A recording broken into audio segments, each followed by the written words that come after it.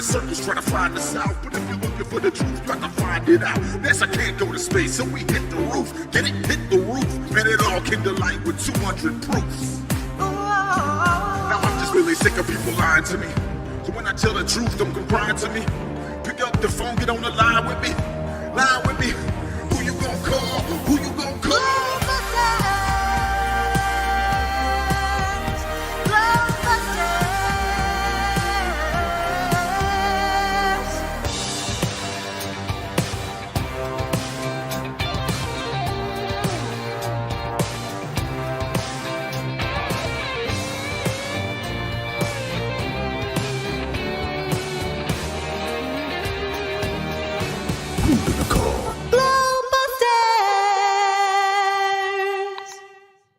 And welcome everybody to Globebusters, exposing the fraud behind PBS Genius Episode 6. I am your host, Bob Xanadude60, and we are back with another great show for you today. And something that I asserted that I really wanted to do last week because after watching the entire hour-long show of the PBS documentary Genius with Stephen Hawking, episode number 6, I was absolutely appalled at how much BS this video had in it. So I kind of made some notes and got together with some other people, and we put together a list of problems with this video that is simply irreconcilable. And we're going to be going through those today, and hopefully you're going to really enjoy the show. But before we get to that, let's go ahead and introduce our two co-hosts. First up, we have Jaron from Jaronism. How you doing today, Jaron? Oh, Bob, doing great. Thanks. Finally got a little break in the weather from the relentless heat. So, yeah, it's finally under 100 degrees. I'm finally wearing clothes again. So if people were going to come by and look through the windows, too late. Yeah, I totally know how that feels. And it's funny, we're just the opposite. We had nice, cool weather for the entire week or so after we got back from Canada. And now all of a sudden the past few days have been in the 90s. So, you know, oh well. At least it's a pretty day outside in Denver. I got to give it that much. So, all right. So next up we have John the Morgile. How you doing today, John? Oh, wait a minute. That's right. I forgot. John is out walking his dog, so he will be back shortly. Sorry about that. And also, Iru is, I don't think Iru is going to make it today. He is working on a project. He told us earlier on Skype that he was working on a project today. It's the last day of his project, and then he'll be able to rejoin us back on the show. But you know how it is. You got to make the money first so he can have the free time to do the show. So at least for the next few minutes anyway, it'll be Jaron and I, and then John will be joining us shortly, and we will move forward. So very short. Oh, well, there you are, John. All right. How's life down there in South Kakalaka? Are you in South Kakalaka or Florida? Where are you these days? No, I'm in Florida. You're in Florida, okay. These days, yeah. These days anyway. You never know. I know. I can't keep track of you, man. Yep. That's cool. All right. Yep. So I assume you guys are familiar, of course, with the Stephen Hawking video. And, you know, it is 2 years old, granted, and I had some guy complaining before the show started that, oh, geez, you guys, Globebusters must be running out of material because they have to go back and, you know, debunk a show from 2 years ago. And it's like, yeah, okay, whatever. But the point is this... Well, I debunked Eratosthenes, and he lived over 2,000 years ago. So. Yeah, there you go. Yeah, and and I think it's important too because it's, you know, after the Flat Earth came out, this was kind of their big chance to show the science, to show us all that we live on a globe. And you have Stephen Hawking, and you've got PBS, and you've got Discovery, and you've got all these guys getting together. So if they would have done some nice experiments and actually showed the setup and, you know, showed us it in completion, then I'm sure a lot of us wouldn't be here as flat earthers if they would have been able to prove anything. And what they did was just tell lies and presuppositions, and so it's good that we go through it. Doesn't matter how old it is. Yeah, that's absolutely true. So yeah, and it's so easy to debunk too, especially as many times as they make, you know, they kind of allude to it or make direct references to it in this video that we're going to be showing. And I don't think people really understand how many absurd assumptions are made. And in fact, they actually, uh, they actually make conclusions based on these assumptions, especially for something that was done, a couple thousand years ago. So it's pretty Looney Tunes to say the least. But we will definitely be covering that. And also, as many of you noticed, our strike has expired. In case you didn't know why we haven't been on Globebusters main channel for the last 3 months. So 3 months ago, we got a community guidelines strike on the show. Put your tinfoil hats on, kids. We're going down the rabbit hole. And in this particular video, the primary subject matter was about, the possible jet fuel hoax, whether or not jets were actually burning the amount of fuel that they said. In my opinion, I don't see how those, like the uh, Airbus A380, could possibly be holding as much fuel as they say that it does. We addressed some of those things, but out of that somewhere, I think maybe there was some comment made or something like that that YouTube took to be hate speech, which of course was preposterous. We don't hate on Globebusters, so except of course the Ball Earth model, but there's no law against that as far as I know, at least not yet anyway. So we got the strike for it, and it has been 3 months. It expired, but the interesting thing about it is when it did expire, um, YouTube did not restore our live streaming capability. And I sat there and I watched it. First day, nothing. Still revoked. Second day, still revoked. Third day, revoked. And I think it went 5 days. And I'm like, oh, okay, now I'm starting to get worried. So I contacted Google directly and said, hey, what gives? Our strike has expired. We're in good standing. And so the guy was actually pretty cool about it, put in a request to have the live streaming re-enabled, and bada bing, an hour later, it was all ready to go. So I am definitely happy about that because it's good to be back on the main channel. But yeah, it's just, you got to stay right on top of Google all the time and YouTube because they are censoring flat Earth. And you got to wonder why. If it's such a silly, absurd thing, you just got to wonder why they do that. Unless, of course, there's some meat to what's going on here. And of course, that is definitely my opinion, or they would not have launched such a huge counter propaganda campaign, a huge censorship campaign, to protect the people from us crazy flat earthers and our horribly wrong propaganda. I'm sorry, but there's BS that is spouted all the time on the net, and you don't see YouTube going after those channels, trying to shut them down and protect the public from their message. But from what is apparently the most ridiculous subject in the world, flat Earth, they have to, censor us and strike us and do everything they can do.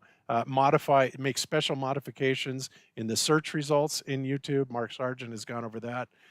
It's just crazy the lengths at which they are going to censor us. I mean, not the least of which, if you go and do a flat Earth search in YouTube, the first few pages are nothing but people ridiculing flat Earth debunked this, that, and the other thing. You don't ever actually get to any of the real content until several pages in, which that in and of itself, people, if you're on the fence, you have to ask yourself, why would the mainstream, why would Google and YouTube do that if this is such a ridiculous concept, such a ridiculous, nonsensical, over-the-top, stupid thing to even be talking about? Why have they launched and devoted such incredible manpower? Not to, all the trolls, all the disinformation agents. We know they're there. It's point blank obvious, and you just have to ask yourself why. I think because we're right over the target, and that's exactly why. And this is one secret that they cannot get out. And anybody that thinks that this is a psyop that was actually launched by the mainstream, so that they could go through all these efforts to cover it up, has got rocks in their head and obviously are not capable of logical thinking, because that makes absolutely zero sense that they would ever do that. So, okay. So, all right. One other thing I want to say is I would like to kind of dedicate this show to our friend Rick Zimmerman. And Rick's channel is Seventh Day Truth Seeker. And the reason I want to dedicate this particular show to him is because PBS, first of all, what Rick does on his channel, the Seventh Day Truth Seeker, and if you are not subscribed, by all means, you should subscribe there. And here's the reason why, because a lot of people have complained that, obviously 3 to 3.5 hours of Globebusters show, and sometimes even 4, is a lot to sit through. We get that.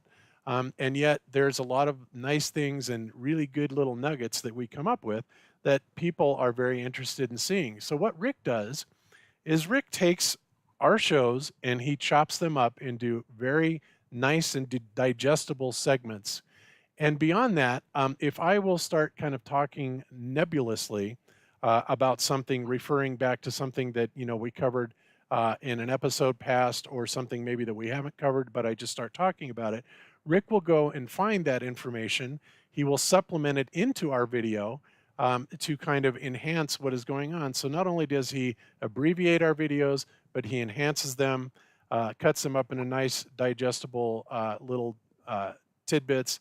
And he really, really does a great service for the Flat Earth community.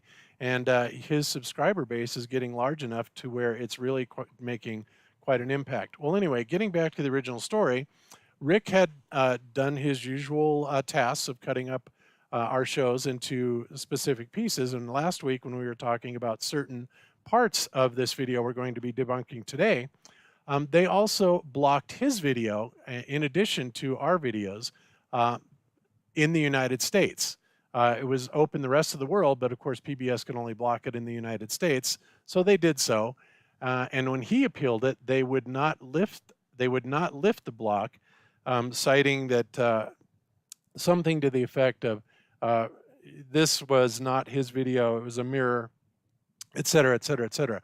Now, on the Globebusters channel, both Globebusters and Globebusters 2, I had, of course, we did the original broadcast on Globebusters 2, and then I mirrored it on the Globebusters channel. And of course, we got hit by the same copyright block in the United States, and I appealed it, saying that, look, I don't know where you guys are getting this blockage, but the fact is that we used this video for commentary, we used it for critique, we based a large segment of our show around it, and we only used just a few minutes of the video itself. And in the case of Globebusters 2, it wasn't even monetized. So we just said there is no way that this is anything but fair use, and it follows every single guideline set forth for fair use. Well, sure enough, I got a notice back about a day later that PBS had capitulated and released the copyright claims. Okay, super. Well, good on you, PBS. And, we're going to be elaborating on that today.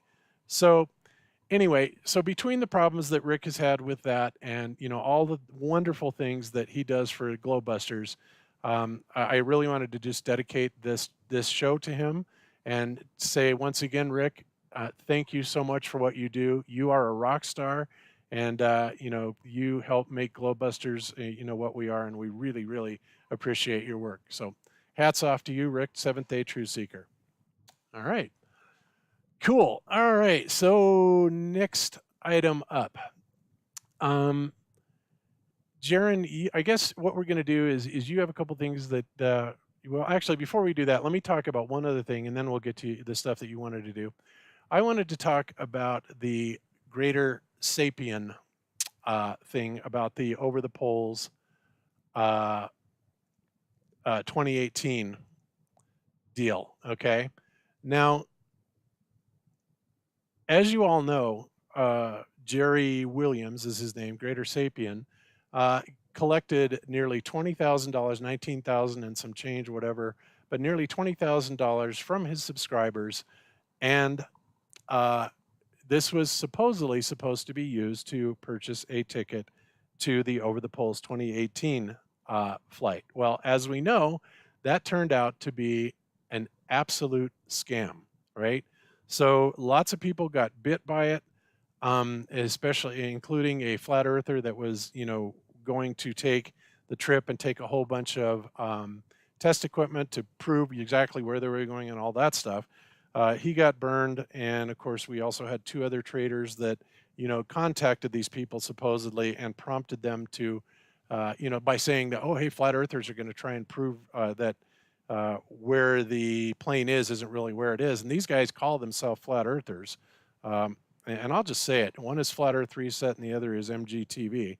They sent them a letter, and then they wrote me a letter claiming, crowing about it, that they got them to shut down anybody from being able to take the test equipment on the flight, like it's a good thing, right? So these guys are just straight up traitors and idiots, but that's about all I'm going to say about them on that.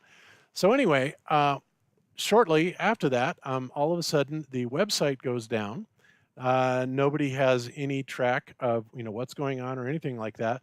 Greater Sapien, claims to be talking to people. He also claimed that he had bought his tickets, and yet many people have been asking him to see proof that he purchased a ticket. And a guy named Flat Earth Perth on this video that you guys are seeing now actually made a video about how easy it is to use the Zing ticketing thing that was used supposedly for the Over the Polls 2018 thing, right? Okay, so he shows what's going on. He shows the kind of receipts that they generate. He actually made an actual event on Zing on how it's done. He shows what you get back and all this, and is challenging Greater Sapien to show this receipt. And of course, Greater Sapien is not doing so. I find that highly suspicious. And I think that everybody needs to stay on his butt about showing proof that he actually bought these tickets. Otherwise, well, what the otherwise is. The otherwise is he pocketed the money and is keeping it and just ripping off the people that supported him, which is not a really very friendly thing to do. So, if he bought it, good, fair enough. But he also got enough to buy himself a brand new P1000 camera, which he's got on order, and all this stuff. And now none of it's going to happen. So you have to wonder if Greater Sapien actually has the integrity to attempt to at least refund the difference that he bought his camera and all these little goodies with, the extra $9,000 over and above what the ticket allegedly cost, or not. So I would urge everybody to stay on his butt about this. Otherwise, what we've got is just another Glober who accuses flat earthers of being ripoffs and only in it for the money, who appears to be doing just the very same thing hypocritically that he does to us. So good on you, Flat Earth Perth. You've got actually quite a few of the Aussies that are, all over him about this. And I think they should keep the pressure on until he is forced to produce a receipt. Because if he bought it, there you have it. And yeah, ZPG, what happened to No Hate on Globebusters? This is not no hate. We are not accusing him of anything. And he says he posted his receipt an hour ago. Okay, great. If that's true, ZPJ, then I retract everything I said, and that's great. But I would suggest that we follow up on ZPJ's interest or claim on this, and that's great. And if so, great. Then good on you, and I retract everything that I said. However, that still leaves the issue of the other $9,000 and what he's going to do with that. So that remains to be seen. So there you have it. All right. Yeah, I was just going to say, that we should withhold judgment just because it doesn't make any sense that he would not have bought a ticket because he would know that he's going to be expected to be on the flight. And if he's not on the flight, then that's kind of a bad scam, in my opinion. And then he's also said, and if this is true, big ups to him too, that he said he's going to pay back the people that donated money. I don't know. I mean, if that happened to me, I would be sick to my stomach. I mean, how am I going to come up with $19,000 to pay people back? So the fact that he said that is pretty impressive to me. If it's, I'm just saying withholding judgment for now, because who knows if that'll happen or if he's just saying that. But yeah, I agree that if he has posted it, good on him for doing that. Yep, I agree. I know a little bit about Greater Sapien's work because I did a video response to one of his challenges or whatever, or to one of his Ball Earth proof videos, and then he did a response to that. And in his response to my video, there were several occasions, and maybe I won't be able to think of any off the top of my head, but he was just completely disingenuous with his arguments. Like, okay, here's one example. With solar and lunar eclipses and such, the Ball Earth model demands that the shadows from the planets or whatever diminish, taper off in angular size with distance from the obstruction of the light source. So like sometimes the moon's shadow on the Earth during a solar eclipse is as little as 2 miles in diameter, and it's usually about 50 or 60 miles in diameter. But in order for that to work in the ball Earth theory, then shadows must diminish in angular size, right? And that doesn't happen in reality. And yet, in his video, what he did was he took like a little ball, like I don't know, like a golf ball size ball, hanging from a string, and then directly behind that was like a white backboard. And then he had a source of light that you couldn't see how far the source of light was.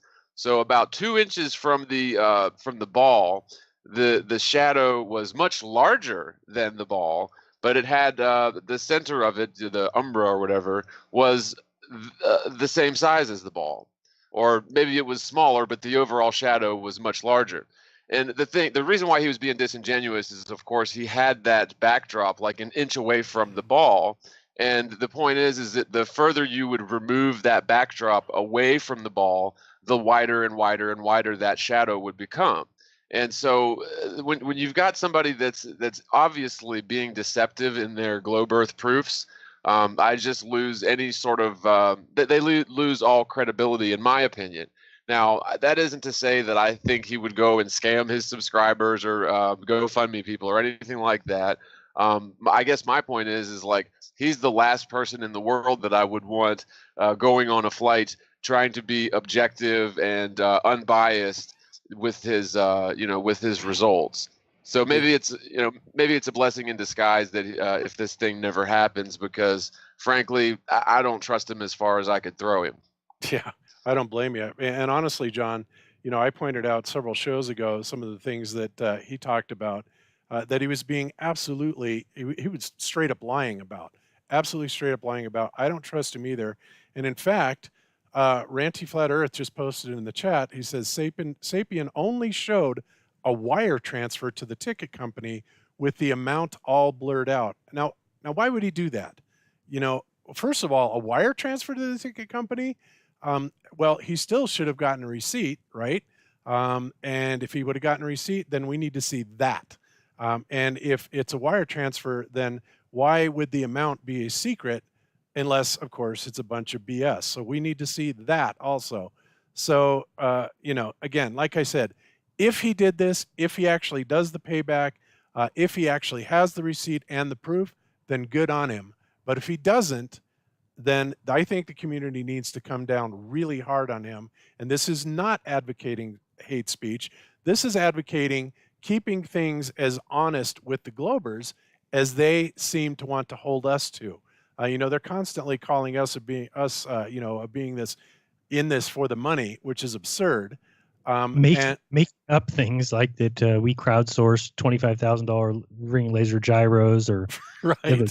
The other day I heard that I did a balloon launch with Thrive and Survive, in which I raised $2,500 and never launched my balloon and pocketed the money. And now that supposed GoFundMe is up to $6,000. I mean, these are the kind of things that people like Sean Stuffblurred say to their listeners, and all their listeners just believe it, even though there's absolutely nothing to do with that is anywhere near factual. So it's just it's painful to hear, but you're right. They just make shit up.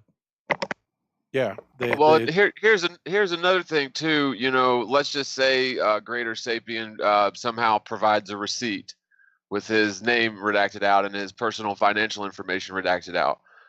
If nobody's able to contact this airline, how would anyone ever verify that it was a valid receipt? Because am I correct that the website's down for the airline and nobody can get a hold of them? And well, it'd be like me, if with my FOIA request, if people notice, it's not my money. Everyone else, it was donated for. So in all my paperwork, the money thing has never been blocked out. Why would that's very strange. Yeah, that's very strange indeed. But I guess what my point is is anyone able to contact this airline? Or didn't their website disappear? And yes, it's all disappeared. Yeah. And it wasn't an airline. As far as I know, it was to be a private chartered flight. And even at a point a few months ago, they still had not specified the type of. It was either they hadn't specified the type of aircraft, or they said that they had not confirmed the lease on it yet, or something like that. I don't remember, but I do know that Taboo to Conspiracy did a video that was basically specking that airplane, and in contrast to the rules of being able to fly down there, and according to what Taboo Conspiracy gleaned out of that, he basically said, well, it can't really go much further than 1,600 miles from the largest international airport in the southern part of Argentina, which of course gets you nowhere near the South Pole. So I don't know what's going on with that, but there's a whole lot of open ends. But I do know one thing: if you buy a ticket, if you are too dumb not to get a receipt, then you should know something's going on right then and there. And for Greater Sapien to be blurring out something, that's showing an amount, that is completely non sequitur. That makes no sense at all. And why would he do that unless maybe he sent him a deposit of $100 or something? In other words, he's claiming an amount that he paid them, and it's not there. And again, I stress, this is not hate speech towards Greater Sapien. It is being suspicious, and he's acting suspiciously already. Why would he blur it out? Okay. So again, I'll say it again: stay on top of him, and let's not let this fly. And let's not let this fly at all.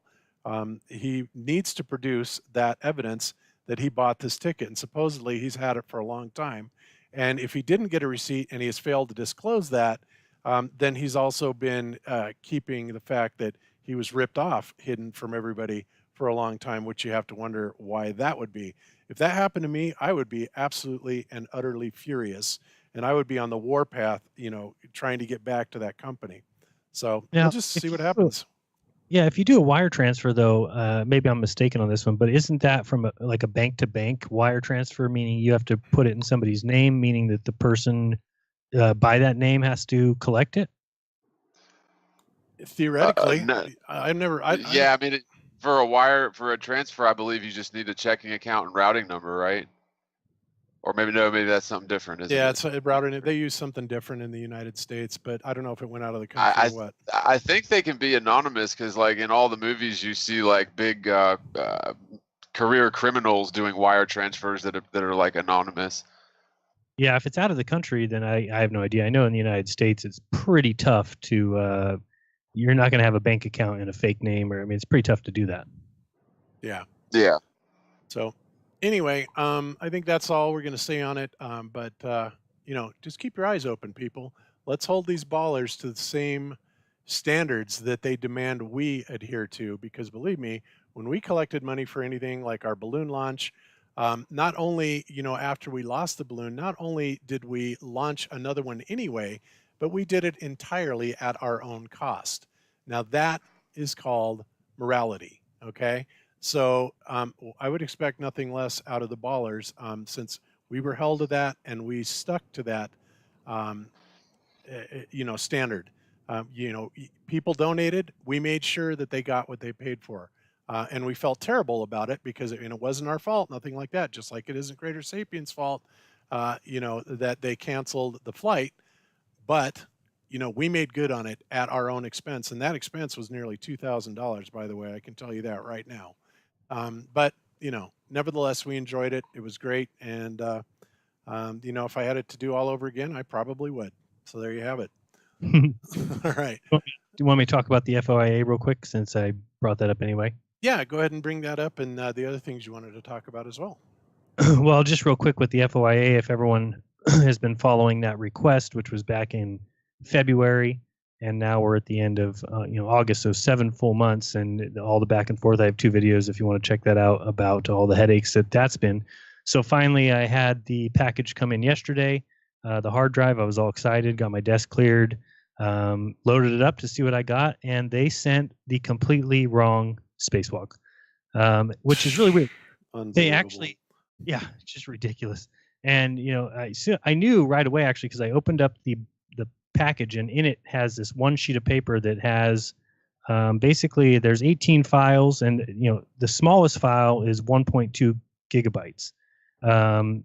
Everything after that is up to 3.4 gigabytes. So there's 18 different files all over a gigabyte. And as I'm looking at this sheet, I'm like, what is this sheet? And it says right at the top, Mission 20, Expedition 20. And I'm like, that's not the expedition number. And then I'm looking at the description of each file, and it's talking about Padalka and Barrett. I'm like, those aren't even the two astronauts that are. And it's just ridiculous because the girl that I've been dealing with, that Jessica, she knows exactly what spacewalk I'm talking about. She even talked about the fact, if people remember the first video I did, where she mentions the golf ball being hit. So she knew exactly which one I'm looking for. I gave them the exact date of the spacewalk. I gave them the exact two astronauts that are on the spacewalk. And what's really weird about this too, I don't know if this is, I guess it's a coincidence, I'm guessing, but remember when I did that video, Bob, a while back where I said I could see a scuba diver? Yes, I do. Yeah, it's actually that spacewalk. So kind of interesting. So I was thinking for a while, and I haven't had a chance to go through it yet because it's going to take forever. Each video, each file is like 7 hours. It's ridiculous. But I started thinking, could it be a whistleblower? So I am going to go through it and look through it really carefully, but I am going to, I already actually sent the email to Jessica just saying, what the hell's going on?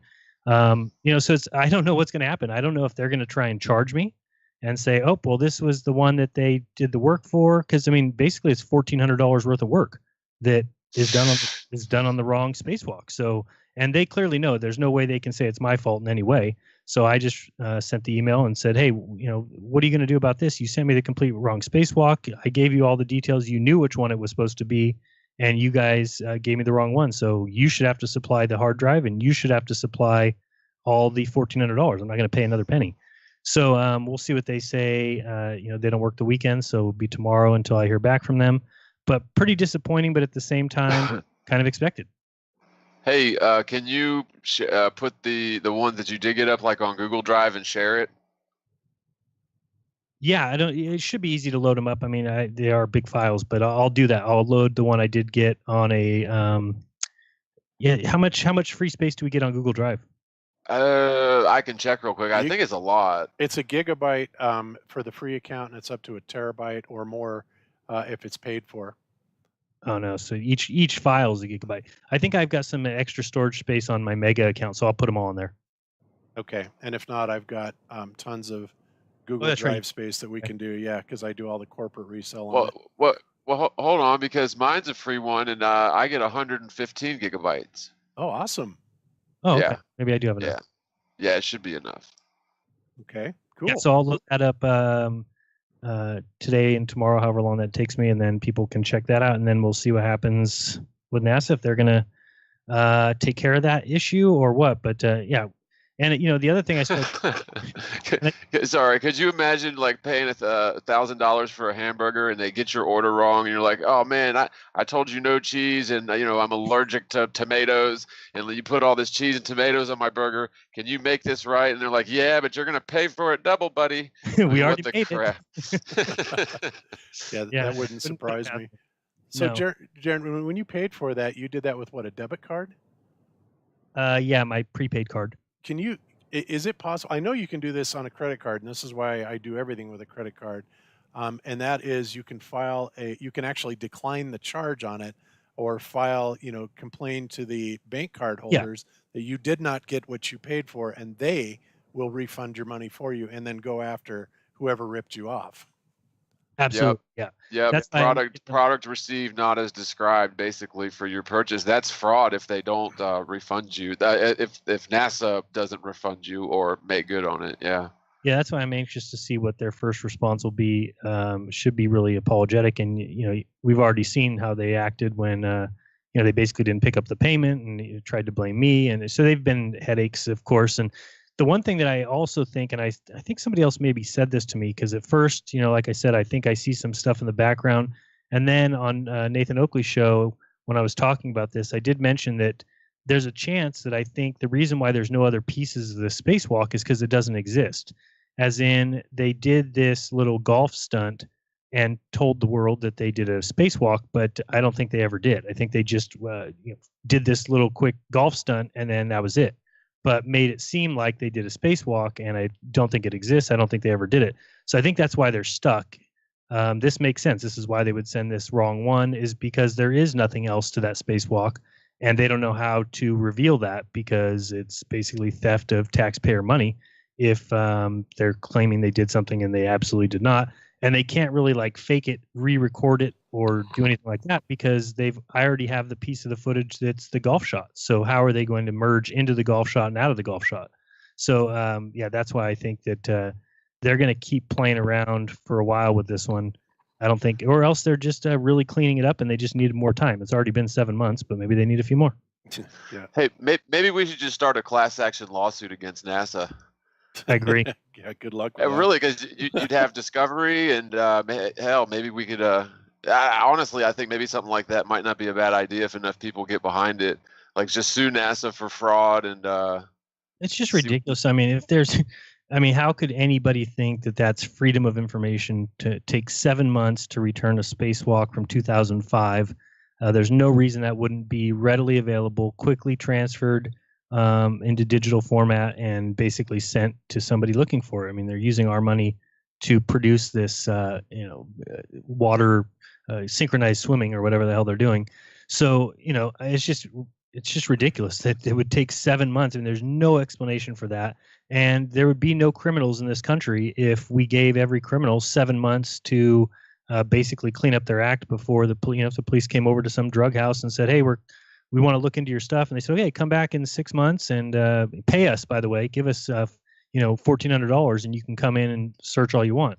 And then they clean up their act, and then the cops come back in 6 months, and of course everything's clean. But that's basically what's happening with these FOIA requests is you're basically telling the company, the government, hey, I'm interested in seeing this. And then the government says, okay, pay us $300. And then you give them the money, and then they say, okay, we'll get it to you in a month. And then they clean up whatever needs to be cleaned up, and then they give you the paperwork, and you're like, oh, okay, everything looks pretty clean here. And that's a good way for a criminal organization to thrive.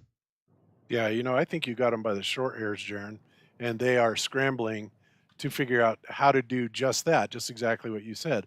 How are they going to produce this footage and then merge it together with the little golf game that you've already got?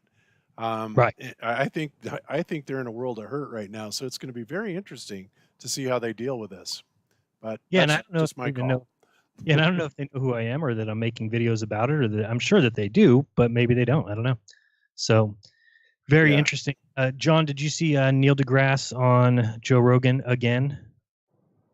Where Joe Rogan cucked for science yet again? Yeah, I started to watch it, and honestly, I lasted about 15 seconds, and I couldn't stop. But I did want to go back one day and listen to the whole thing because I'm just wondering how much.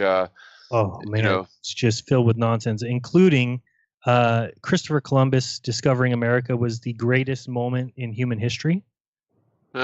That's something Neil deGrasse said. Also said that what a great guy he was and everything, and it's just nonsense. But yeah, basically it's just more of Joe Rogan, who usually in all these shows, with anybody else that he's talking to, he acts like he's the he's the authority, he's the main dog, he's the alpha male, whatever. And then in this particular episode, just because it's Neil deGrasse, all of a sudden he takes this back seat to where he just sits there and lets Neil talk and tell stories, and he makes a big deal about everything, and he's got to make everything seem like it's the craziest thing of all time. One of the things that he said, and I've heard this from people before, and it's just as ridiculous, that he says in there that the Earth, if shrunk down to the size of a cue ball, like a pool cue ball, would be the smoothest cue ball ever made. And Right. It's just such nonsense because they're getting the idea of what they're looking at, the cue ball facts of like how big a cue ball can be, and they're misapplying that. They're saying, and I'll see what the exact size is, but a cue ball is supposed to be within a certain size limit. And what they're basically doing is taking all the mountains and valleys and saying, well, all of them fit within the limit of the cue ball being allowed to go one way or the other. But if anybody's ever held a cue ball is completely and totally smooth. There is no divots. There is no ridges. So it's the dumbest thing I've ever heard anybody say. It's like clearly the Earth has ocean floors and divots and mountains, and clearly a cue ball doesn't have that kind of abnormality, but it is because of the size. It basically says the oversized cue ball is approximately 2 3/8 inches in diameter. And I thought I was going to have it here, but basically there's right here. Cue balls are between 61 and 61.5 millimeters. So they're saying that 1.5 millimeter difference. They're saying, well, if you shrunk the Earth down to that size, well, all of the mountains and ridges would be under that 1.5. So then they're saying that it's smoother than a cue ball, which is just misapplying what a cue ball. You would you would feel it. Yeah. Here's the way I always interpreted that, because I've heard that before, and to some degree it does make some sense, because assuming the Earth's a ball, if you scale that down to the size of a cue ball, even like Mount Everest would be basically microscopic.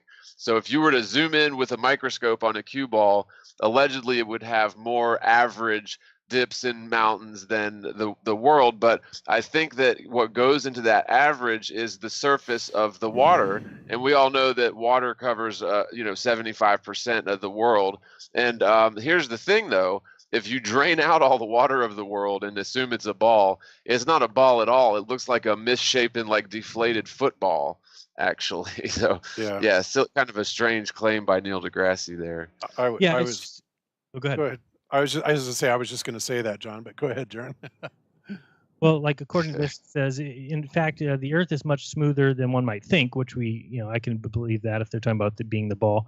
And there are big mountains like the Himalayas and big trenches under the oceans like Marianas Trench. The highest point on Earth is the top of Mount Everest at 8.85 kilometers. Deepest point is the Mariana Trench at 11 kilometers. But even those are very small compared to the Earth's diameter, 12,735 kilometers. And then it says, according to the World Pool Ball Association, all balls must be composed of this resin plastic and measure 2.5 inches plus or minus 0.127 millimeters in diameter. So if we could shrink the Earth to the size of a billiard ball, the height of Mount Everest would be only 0.04 millimeters, the depth of the trench being 0.045. These measurements are inside that 0.127 millimeter or 0.005 inches. No pits or bumps more than that, so the Earth is smoother than a billiard ball, right? Wrong. First of all, these specifications of the World Pool Association does not say there mustn't be pits or bumps more than 0.05 inches. This is only about diameter. The rule says that the diameter must be within 2.5 inches. Smoothness is a very different thing. So, I mean, if you really think about holding a cue ball is perfectly smooth, whereas the Earth would not be a perfectly smooth cue ball. It would be very bumpy. It would be like sandpaper. That's the difference. Is they're confused. They're thinking, oh, everything falls within the realm of being allowed by a cue ball. But you can't have just a cue ball full of sandpaper, which is what the Earth would be like. So it says here, let's we assume that we produced a billiard ball and covered its surface with medium sandpaper, grit size of 0.05 inches. For more about grit sizes of sandpaper, see this table. By definition of smoothness, used by Phil Platt of Discoverer magazine and Neil deGrasse Tyson, that billiard ball would be also smooth, but it's obviously ridiculous. Obviously, a sandpaper ball is not smooth, but that would be also within the realm of acceptability for a cue ball. So does that kind of make sense? Yeah. Obviously, it's not right. They're misapplying the idea of what idea of a cue ball is. Well, so go ahead. Whenever you get Phil Plait involved, the bad astronomer, Right. his name pretty much tells the story. Yeah. And there's so many things on the internet. I mean, I've already seen people debunk this. So it's just funny for him to get in there and he's going through the explanation and talking about and he's all excited about it and just ridiculous. But yeah, if anybody wants to watch that, there's lots of interesting stuff. Obviously, flat Earth stuff. He does the same thing as Lawrence Krauss did, is saying that it's because these people become married to the idea, and they just don't understand what it means to have already been broken from believing in the globe. They are applying that to us when they should be applying it to themselves. They are the ones who believe in something that they've believed in since they were born. They're the ones that are so dogmatically tied to it because of the implications. If you even tried to venture outside that, you're going to get ridicule and you're going to get called names. Flat earthers have already been through that, and they've already seen the deception. I mean, there's not really trying to think of a way to describe it, but if your mom was and your dad are together, and your dad loves your mom and you love your mom and you all think she's great, but really she's got some secret affair going on or whatever, and then you find that out. Well, when you find that out and you try and tell your dad, that's the difference. Is you've already found out. You're trying to talk to him. He's still stuck in his old beliefs. So for him to start saying, well, no, you're attached to your belief about your mom being, a cheater or whatever. Well, that's the problem, is right there, is you're like, no, there's a big difference between those two people. One person is really attached to their belief. Well, the other person's already broken free from it. So flat earthers are the ones that have broken out of the hold that school and indoctrination put us in, and that's the hardest thing to get by, because to do that you have to be okay with being called names, you have to be okay with taking the abuse, you have to be okay with basically starting over, not knowing much about where you live and just having to kind of build it back all together again. That's the hard part.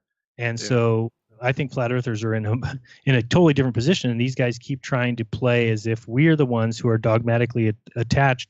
We're not dogmatically attached to anything. If anybody shows me any kind of evidence that the Earth is a globe, then goodness gracious, I would be done being a flat earther tomorrow. The problem is these things are not being shown to us. And what happened was, when I realized that the Earth is not at least the way that it wasn't matching my observations, and I said, I'm just going to go back and believe only what I can tell, only what I can prove. And then I said, but anything else, like stars being 25 trillion miles away and we're spinning and flying around the sun, that those things need to be proven to me. And if people do that, they'll quickly realize that they are not being proven. It's been 3.5 years and nobody's come forth with any kind of evidence that is the kind of evidence that would make me believe in those, what do they say? Extraordinary claims require extraordinary evidence, right?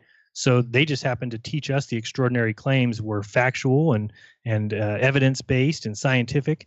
And at such a young age, we couldn't question it. So all it takes is really questioning those things that we were taught and saying, okay, prove it to me. Let's pretend that I just grew up and I believed what I saw, which I believe the Earth looks flat, the sun looks to travel across the sky, the moon looks to travel across the sky. Okay, that's what I believe. Now prove to me that it's something different. And they'll struggle their ass off because there is no proof. Yeah, good point. Actually, great point. And Jaron, I love you, brother, but you seriously have got to stop using these cheating spouse analogies. You tell me that. I can't think of anything else. But I was going to say, though, it is kind of strange, though, because if the ball Earth is true and everybody knows it, why then, whenever we question it or bring up points against it, must they ridicule us, as you say? I mean, that is always what happens. And then if somebody tries to present proof after the ridicule, it's all this same garbage that we've heard our entire lives. I haven't heard a new evidence for the globe Earth in probably 3 years, and nothing that I'd never heard before. And even professional so-called scientists, I mean, they're just regurgitating the same points. And, I don't see any globe earthers going out and doing real experiments to prove the spinning and the curvature. But what they will do for sure is ridicule someone that questions that, and then point to these ridiculous arguments like Columbus and Eratosthenes. And, that it just goes to show you that something as false as the ball Earth, the only thing that you can do to argue for it is to ridicule people who don't believe it and then regurgitate the things that you've heard since you were a kid. Yeah. Have you seen the popular science video that just came out? Yeah, there's a popular science top 5 or 5 reasons that you can prove to yourself that the Earth is not flat. And good. I mean, Something else for us to debunk. Yay. Oh, such a joke. It is it's probably worse than the Hawking one. It's so bad. Unreal. I mean, I was just watching like, man, this is ridiculous. I mean, one of their reasons is because time zones. And it's so funny because really the Earth works. I mean, where do people think now that we got wristwatches from? And they just fooled people by saying make it 2 12s and people won't be smart enough to figure it out, when really you just need a 24-hour hand on that clock. And that's how we got wristwatches, that the sun goes around the Earth in 24 hours. And if you could put a moon hand on there that went around in 24 hours and 50 minutes, then you'd know where the moon was. And think of how easy, then how great that would be. You could look at your watch at any time and know exactly where the sun is, know where the sun is. Oh, it's above Africa. Okay, it's above Europe.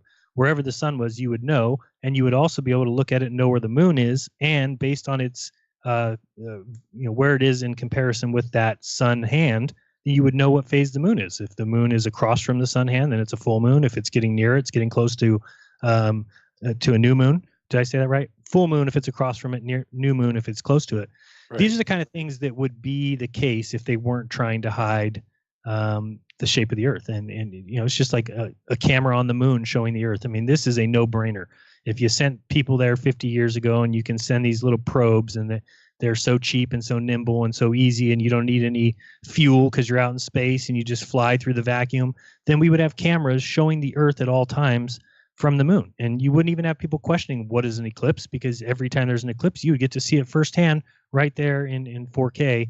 And, you know, they had a recent spacewalk I watched the other day, and I'm laughing because why they have these guys out on the spacewalk and the screens flicker all the time, like going in and out, and they flicker like what is happening? How can you have clean video inside the craft and then you go outside the craft and now it's flickering? Like, what year is this? How are people allowing this? It's 2018. What are you doing outside the spacecraft that is causing the video to flicker? Like, I can go climb a tree with my cell phone. My cell phone video is not going to flicker. You're only 250 miles away from us. It's like, you know, it's ridiculous that this is what they try and sell. And it's just because, and they never show the Earth anymore. I mean, the Earth isn't shown in any spacewalks anymore.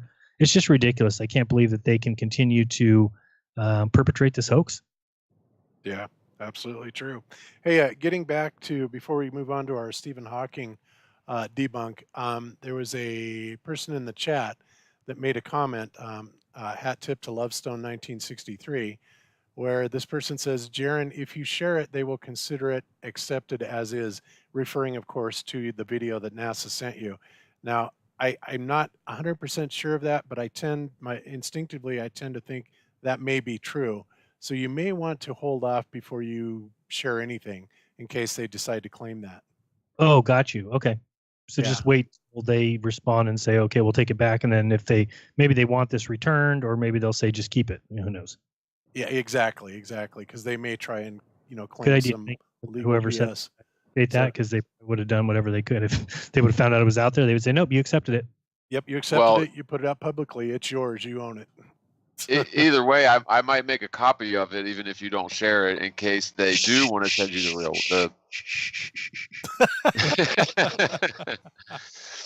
I would never do something like that, John. Come on. Right. Yeah. Right. I don't know. It seems like it was their fuck up. Excuse me. Sorry. It was their mess up. Like, I don't know, but I guess you're right. If you did go to a restaurant, order $1,000 cheeseburger, then they made you pay for the new one. Yeah. Okay. So, but right, you wouldn't get to keep the one that they messed up. Right. No, most places will let If you you didn't have to pay. because it's 99-cent cheeseburger. But yeah, I don't know why they would need this back, but maybe they do. But I still want to look through it because, like I said, it is that. You know, I haven't done that many videos on spacewalks. I mean, maybe 5, 6 or something. So to have it be one of these spacewalks that I pointed out as being a spacewalk where a lot of people said, you said you could see a scuba diver. There's no scuba diver in it. I said, no, I'm showing you where I think a scuba diver is. Obviously, they're not going to send a video or put out a video that has the scuba diver swimming around. But I want to look through it anyway, because maybe there's a whistleblower who is trying to release something to me. I don't know. You never know. Things could come out. So, You never know. all right. Excellent. And So, the only other thing I was going to say is, and I'll do a video on it because I want to go through it a little bit more in detail. But if you haven't watched the Vsauce video called "How Far Away," I'm sorry, how much of the Earth can we see at once? I thought it was really interesting. I'd never seen it before. He's got a couple parts that are just ridiculous. I think disprove the globe altogether.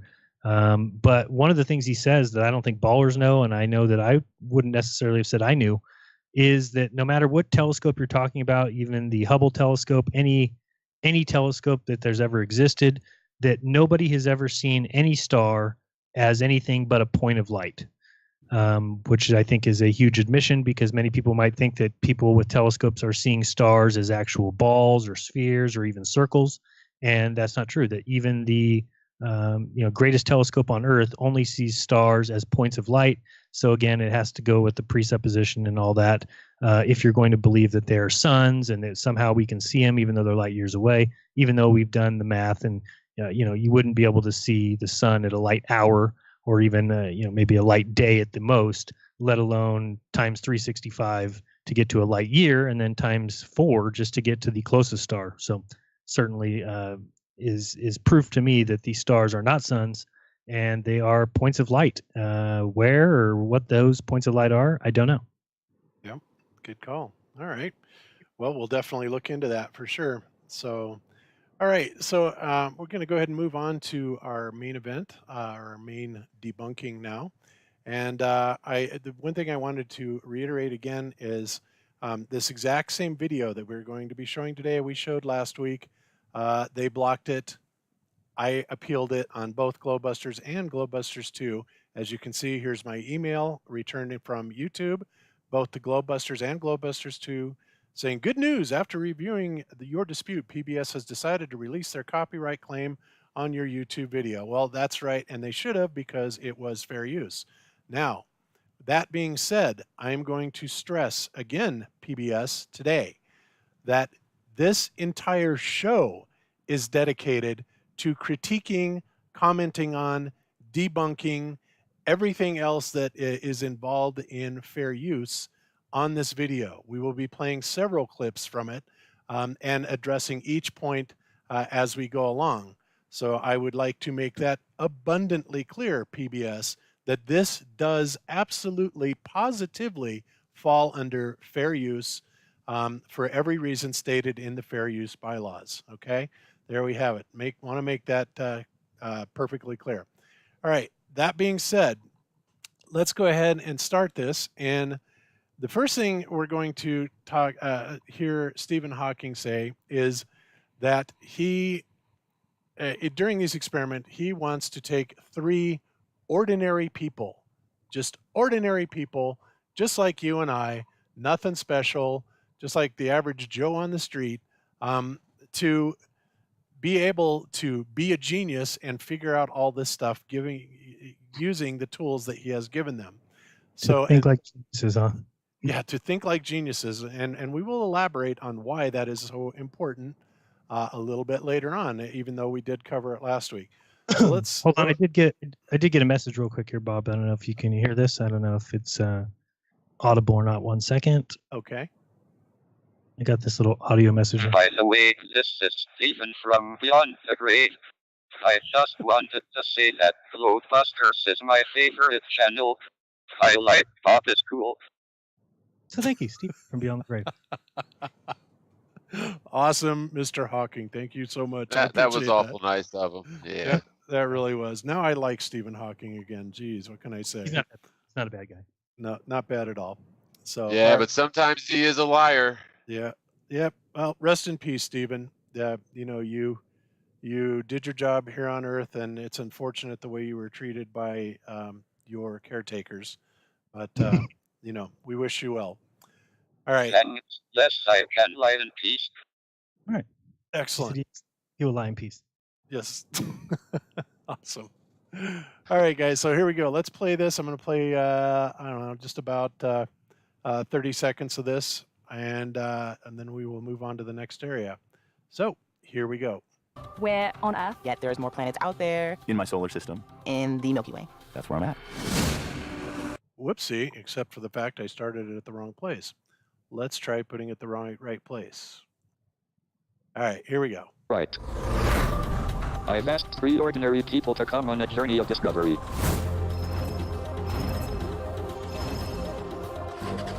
They will have tools and equipment, and I want to see if they can grasp the true scale of the universe. With some fun experiments to find out where we are.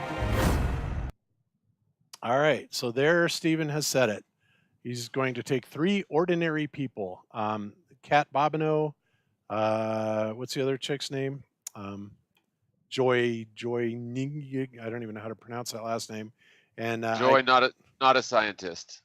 Yeah, and yet she has a degree in science. Yeah. Makes a lot of sense. Yeah, and I'm not sure who the guy is. Do you know much about the guy, Jaron? Yeah, Jim Fitzsimmons. And oh, that's right. Yeah. I had emailed him and asked him to talk to me, and his most recent email was, where's this one? He said that he appreciates the offer, however, he would like to decline. So, yeah, imagine that. Imagine that.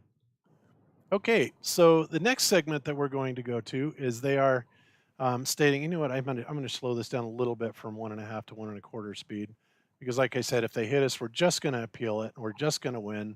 And even if they don't, then we're just going to post it somewhere else. So, you know, this is fair use. So I'm going to slow it down to 1 1/4. So anyway, this next segment here, they make the assertion that, well, how do they prove how flat the lake is? Well, you need to have something that you know is flat. And of course, that conclusion is a laser. Let's hear that. Or Yeah, she has a point though. You need something that you know is flat to measure right. the surface of the water against. Yeah. Okay, so they need something that they know is flat to measure the surface of the lake against. Lake holds the secret to the size and shape of the Earth. But can the team work it out? To help them, they need a few tools. 2 feet, 7 inches. First is a powerful laser, which projects a straight beam of light across the surface of the lake. Next, they'll need a boat. Whoa, we just passed through it. Yeah. Joyce, Okay, great. So they're getting set up here. They have shown the laser firing across the lake, and they're now about to take the boat out to about 500 feet to get a reference target. Now, one of the things that they did not do on this, and this is a huge problem, because we got crucified on it, as did a guy named Grotto1. And by the way, hat tip to Grotto1 for a lot of these tips that came to me today. But anyway, on the Grotto1 video, we absolutely got crucified because they said that we didn't show, or Grotto1 did not show any leveling of the laser itself, right? And so because that was not shown, everybody said, well, your experiment is invalid. All the, ballers were all over it saying what a hoax it was and how much BS it was. Well, we could end this right here if that's the case, because they never showed us that this laser beam was leveled. And there would be one way to tell, and that's she measured it out and said 2 feet 7 inches, showing 31.5 inches exactly, as she was showing how far it was off the water. So when this beam hits the boat at 500 feet, being that the curvature over 500 feet is nothing, it's less than 0.01 inches. So we should see the beam hit it exactly 2 feet 7 inches, and then you could say possibly that the laser is leveled. But watch where this beam ends up. Well, the other thing too is that right off the bat, one of the first things they said is they have to have something flat to measure up against the water. And, we all know that even laser light is subject to refraction. So lasers do not travel in perfectly straight lines, especially when traveling, parallel to the ground over a body of water. So I think that they don't even mention that at all. And the underlying assumption that lasers are always going to be flat is that's wrong. Couldn't be right. Right. And this image here that they're showing on the screen would be true if you leveled the laser, like Bob said. Which, if they never did that, then the laser could easily be pointed up, in which case it wouldn't stay even. So you'll see this first laser here. Remember, they're at 500 feet, and the beam is coming across here. And so, that's higher than 2.7 feet, or 2 feet 7 inches off the surface of that water. So to me, already that the beam must be angled up. Right there, that's 3 feet high. So that means that you've already gained 5 inches in 500 feet. So there's just no possible way that I think, that part that is the part at 500 feet, isn't it? Yep, this is at 500 feet, and there it is. There he's marking it Right. at 500 feet, and that is clearly over 2 feet above. Either that or that is the world's shortest little midget boat ever. Yeah. No, if you're trying to surface the water to that dot, you've got to be over 2 feet 7 inches easily. It's got to be closer to 3. And again, it doesn't have to be much over 2.7. If it's 2 foot 8 inches, then the beam is clearly angled up. I think that you can do the curvature calculator. It's nothing. You can't. There's no curvature over 500 feet. I'll figure that out real quick, but I'm sure it's 0. Target distance of 500 feet, which would be, how many miles is that? 0.25? No. It's like 0.1 or something. 0.1? Yeah, it's by 0.01 actually. 0.1. That's right. 5280, 500. So 528 feet would be 0.1. So Yeah, about 0.1. We'll give them 0.2 just for fun. And all right. Yeah, err on the side of caution. There you go. 0.02 feet. So I'll multiply that by inches, and divide that, but to get inches, right? Divide by 12. Because it's 0.02 feet. So you'd multiply that by 12. Yeah. And let's see what we get here. Is that correct? Am I doing that correct, or is it divide by 12? No, you'd multiply because there's more inches in feet. So if it's 0.02 feet, No, Yep, not times 0.02, 0.2. 0.2. no, it says it's 0.02 feet. That's how much curvature there is. Oh, That's okay. what the calculator says, but I'm trying to think. So if So you would subtract that off of the. We said it was. Or We add said it, you would add it onto 0.2 it. miles times 0.666666. This will do it. It's a 0.13 foot drop. no, it's 0.02 feet. That's what I'm saying. Oh, so it's way less than an inch. Yes, easily. it's way less than an inch. Okay. Right. So And we already know the angle's up, and in which case it's going to grow exponentially, and it shouldn't surprise us when they go out 3 miles and they get a higher beam. That's what would happen when you angle it up. Yep. And by the way, for those trolls of you that are in the chat saying that what we're about to do here does not prove a flat Earth, oh boy, are you wrong. And I will elaborate on that. But Charlie, you're wrong again, buddy. And I really would appreciate it if you would keep your BS to a minimum. Otherwise, you're just going to be out of here. Okay. So, all right. So let's move on. So there we've got it at, easily over what she said it was, probably closer to 3, maybe even a little bit over 3 feet. We can't tell unless we knew the exact specifications of the boat, but Which they don't tell us. which they don't tell us, but it's a pretty safe bet that to that level is over 2 feet. In fact, I would bet the farm on it. And even if it doesn't prove flat Earth, what it proves is that this is the chance for the globe. You've got PBS, you've got Stephen Hawking, you've got this show. This is your chance to prove it. And if you're going to fake it or you're going to completely get the experiments wrong, then it doesn't do much good for your globe Earth.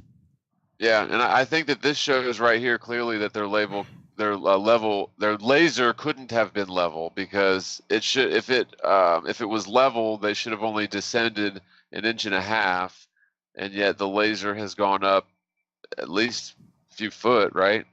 No, it's 0.02 feet, John. So it's less than an inch. It should have moved. Right. And it's way off that. Okay, and that's beside the point. But the thing is it's obviously above what she said it was, above the water level from where it's at. Okay, and that's the part that really matters.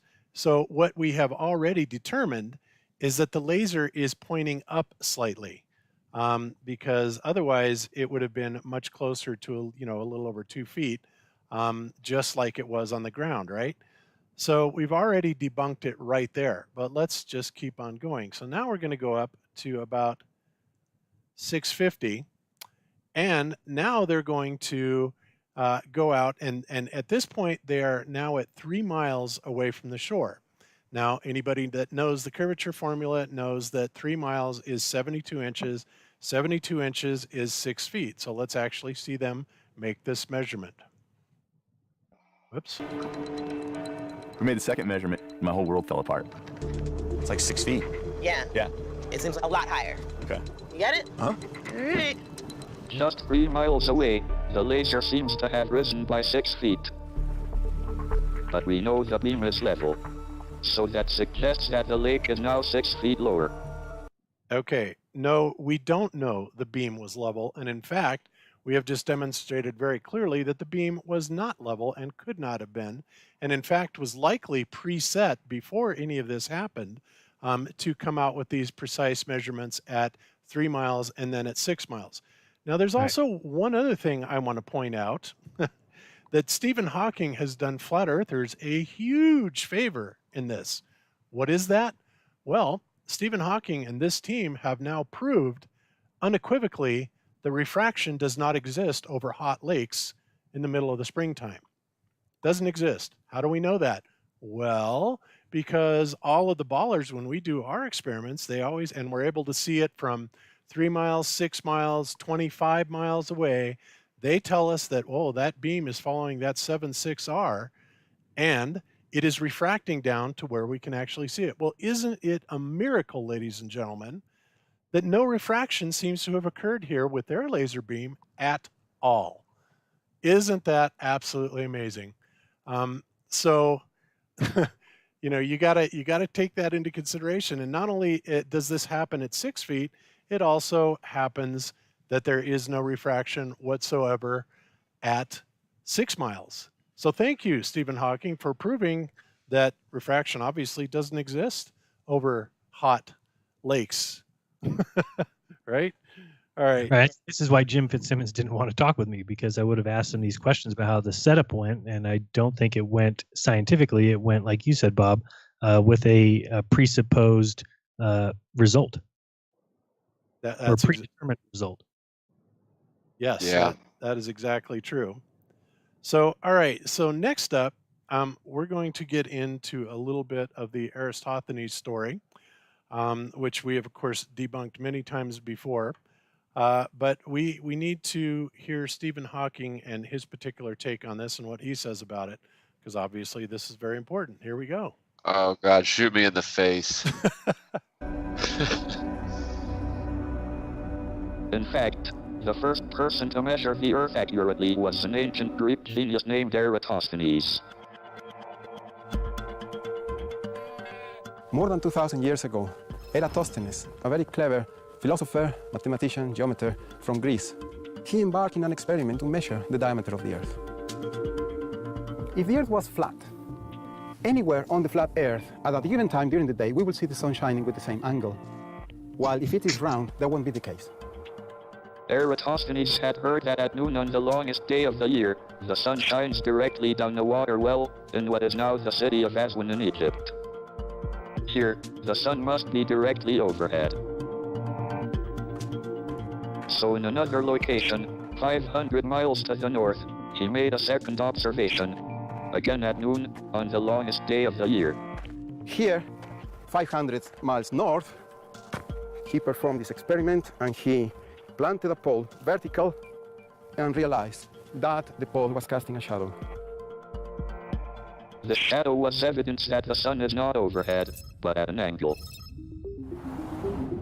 By measuring this angle, and knowing the distance between the two locations, he was able to calculate that the Earth is a ball, about 8,000 miles in diameter.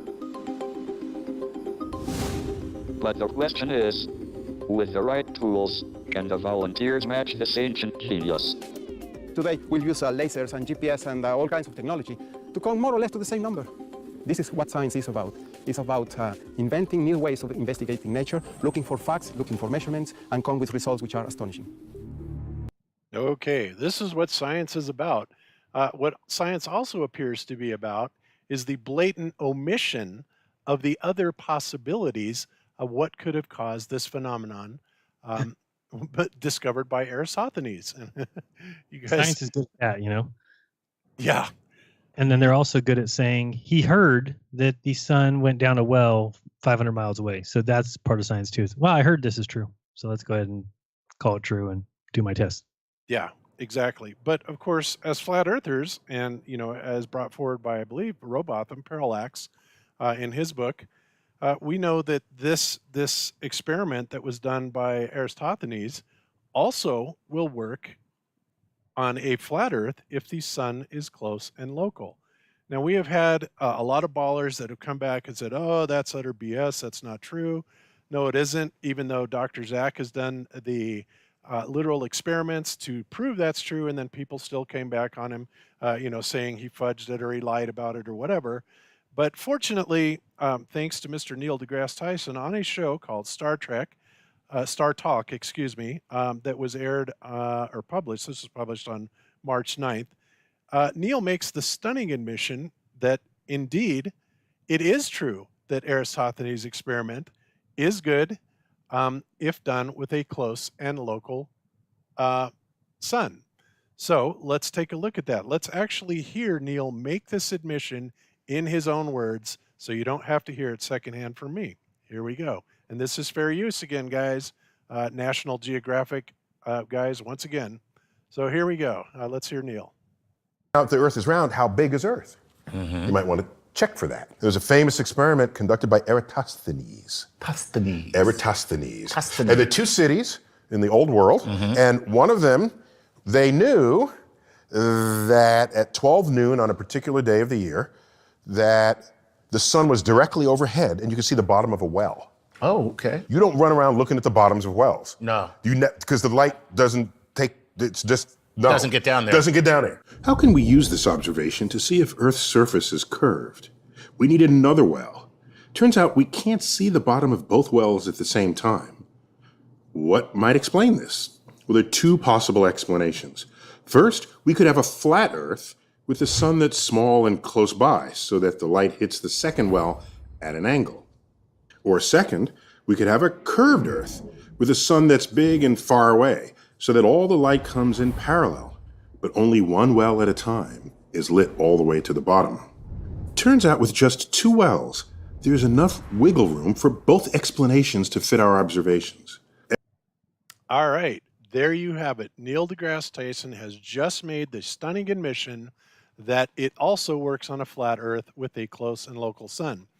But then, and I can't help but throw this in here, now he has to kind of double down on the BS. Now he's going to talk about, but if we put a third hole there, and by the way, this is something that I pointed out a while back. You know, first they're talking about wells and others they're talking about sticks. They can't even seem to get their story straight on whether it was two wells, a well and a stick, or two sticks, or what. But every iteration of this story seems to be a little bit different. But now Neil deGrasse is going to completely pull something out of his rear end and make an assertion which is completely unfounded and likely patently false. In fact, I would bet the farm that it is patently false. But let's hear what that assertion is. Eratosthenes only had two wells. But what if he had added a third? With a third well, it doesn't matter where the sun is. No flat Earth model can explain the angles of all three shadows. But the spherical model explains it all three angles, with ease. Yeah, sure it does. Ay, caramba. Okay, so there you have it. You know, Neil deGrasse really, you know, being forced to make the admission, but then immediately moving the goalpost and coming up with something that is absolutely unproven, completely a theory in his own mind, and likely 100% false. So this is how they do. They just up the ante with even more BS to try and obfuscate the entire issue. So, Well, gee. and what the problem is that they're all assuming, even Neil deGrasse is assuming, that sunlight is always traveling in perfectly straight lines. And we know for a fact that that's not what happens. That the light coming from the sun is going to refract to varying degrees depending on the angle. And so in the flat Earth reality with the local sun, yeah, you can't triangulate on it because they're not including refraction into the equation. And it's a very simple answer, but he won't tell you that. He'll tell you that it doesn't work with three wells on a flat Earth. But he should say, because I don't know what refraction is. And it also only works on a globe because you're taking the sun at an infinite distance. So right. And that's why it works for them. Yeah, and assuming also that the sun's rays are coming in perfectly parallel, right. Also ignoring refraction. But you know, this conflicts with the thing I mentioned earlier about the converging, bizarre, conical, tapering, stylus shadows of celestial objects during eclipses. So how does that work if the sunlight's all coming in at parallel angles? It doesn't make any sense. Because in order for Eratosthenes values to work, you have to have the sun coming in parallel lines.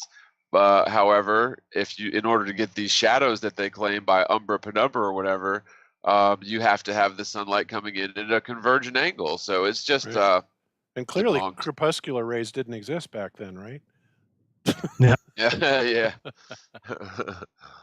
In fact, we see evidence of crepuscular rays every single day, without exception almost. I mean, they're there when you look at it and the sun is behind the clouds. You see the crepuscular rays coming into it at multiple different angles, which, if anything, by pure observation alone, should have told Eratosthenes that the sun was close and local. So where in the world he would have ever come up with the idea that the sun was so far distant when he had no way of knowing, and obviously ignoring the evidence that was right in his face? It sounds to me like Eratosthenes wasn't very bright. So no, and you can look up his belief in how far the sun was, and he thought it was like 12 Earth diameters away. So that's why the whole story just doesn't work. Yeah. The whole And- you can look up his others. Yeah, his doesn't work at all. Yeah, including his name. I wish Iru was here to talk about his name and how that was, derived, because that is an amazing story in and of itself. But anyway, that's another subject, and Iru has covered it before. All right, so now what we're going to get to now is they have done the 3 mile. They are about now to do ready to do a 6 mile. So, but in order to do that, since they discovered that it was 72 inches above the water on the last one, obviously, well, then the next one at 6 miles away is going to be considerably further up than that. In fact, it's going to quadruple, right? So they call in a helicopter, which of course is meant to take the place of the boat. And there's a few things about this that many people have caught on to. And we're just going to show them, one at a time. And what the intent of this is to show how much editing is actually done and how much blatant deception is going on, and the fact that they are not keeping a strict timeline, going forward on this. And I'm going to start out, first of all, by pointing out that here's Joy and what's her name, sitting in the helicopter. They're getting ready to lift off. And as you can see, there's no doors, right? The doors have been removed from the helicopter as compared to when it flew in, right? But what we're going to see now, here they are, they're in there, and now they're going to take off.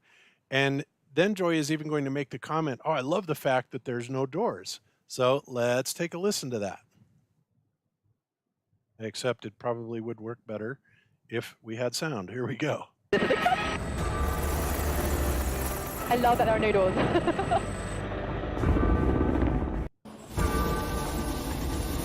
All right, we'll go ahead and lift off. Notice, now the doors are back on again. Not a big deal, but just something to point out. I love that there are no doors. And she says, I love that there are no doors. Isn't that wonderful? And look at in the parking lot there, and there's nobody else on that entire beach. What are all those cars doing there? Yeah. Yeah. Yeah, I that guess is pretty the amazing. continuity manager for B-roll is getting his ass canned. He's in trouble. Yep. All right, so let's move on to look at a couple other things. I'm just going to let this play for a second, and you can see, we got doors on, doors off type thing. Starting, let's see, 12:37. All right, here we go. We're flying to Pyramid Rock. Do you copy that? I copy that. You are flying to the pyramid. Okay, now one thing I want to point out here is she says we're flying to Pyramid Rock. All righty then, that's great. So where is Pyramid Rock? Pyramid Rock, so this gives us a hint as to where this test actually took place. And where it takes place is Pyramid Lake, Nevada. Now this is important and will become important for a little bit later on in this debunking, especially when we get down to the surface elevation of the lake, which is 3,796 feet. So I just want to make note of that really quick so that you guys are aware of it, and I will elaborate on it here very shortly.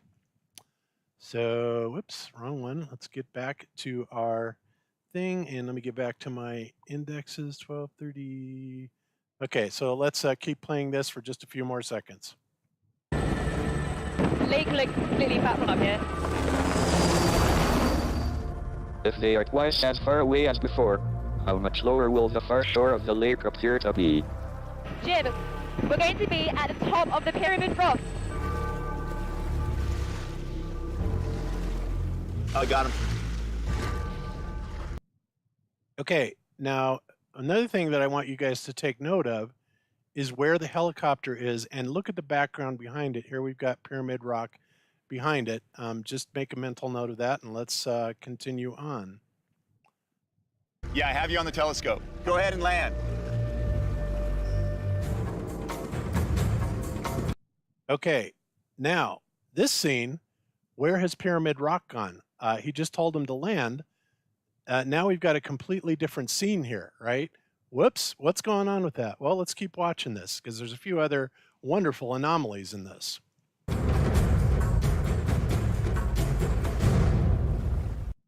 All right, next thing you guys need to pay attention to is you will see 3 birds come in from the left and fly across left to right. We need to also pay very close attention to that. Let's watch it again. As it lands, it completely disappears from my line of sight. Joey, are you still airborne? Yeah. Can you see us landing? The reports from the helicopter, they're still flying. But I can't see it. Okay, so we have 3 birds. Now I'm going to go to, hang on, let me play just a minute more of this because I'm going to make sure I've got everything on it. To wrap your head around it in that short a time was a little difficult for me. I was like, this is crazy. We have landed in our position. Okay, Joey, go ahead and lift off. They plan to ascend until Jim can see them on the horizon. Then they'll tell him their altitude. Let me know when you can see us on spots of the horizon. Okay, now let's look again. First of all, this background is completely different than the one that we just showed a minute ago. We've got a lot less rugged terrain. This is not nowhere near as green. In other words, it looks very, very different. Now let's keep watching as to what happens, and we're going to see a couple very interesting things happen. Whoa, look at that. All of a sudden, the scenery has now changed again back to where it was before the chopper actually dropped down and landed.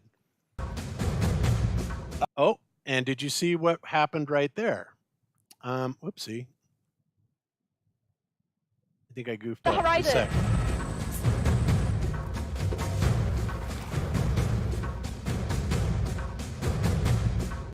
All right, see these birds? This is exactly the same birds that were there that flew in just a minute ago, and I'm going to prove this to you guys in just a second, but let's let this happen. I got him. Okay, what's your elevation right now?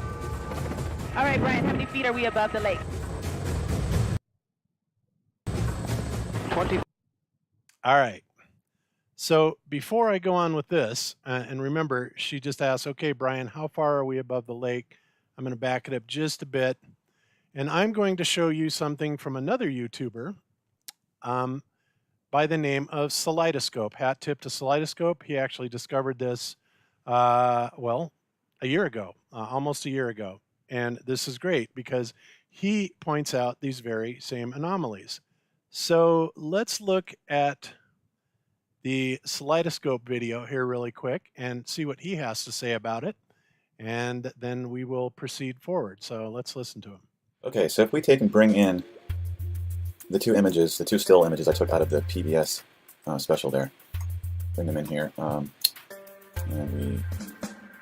they can tint one of them.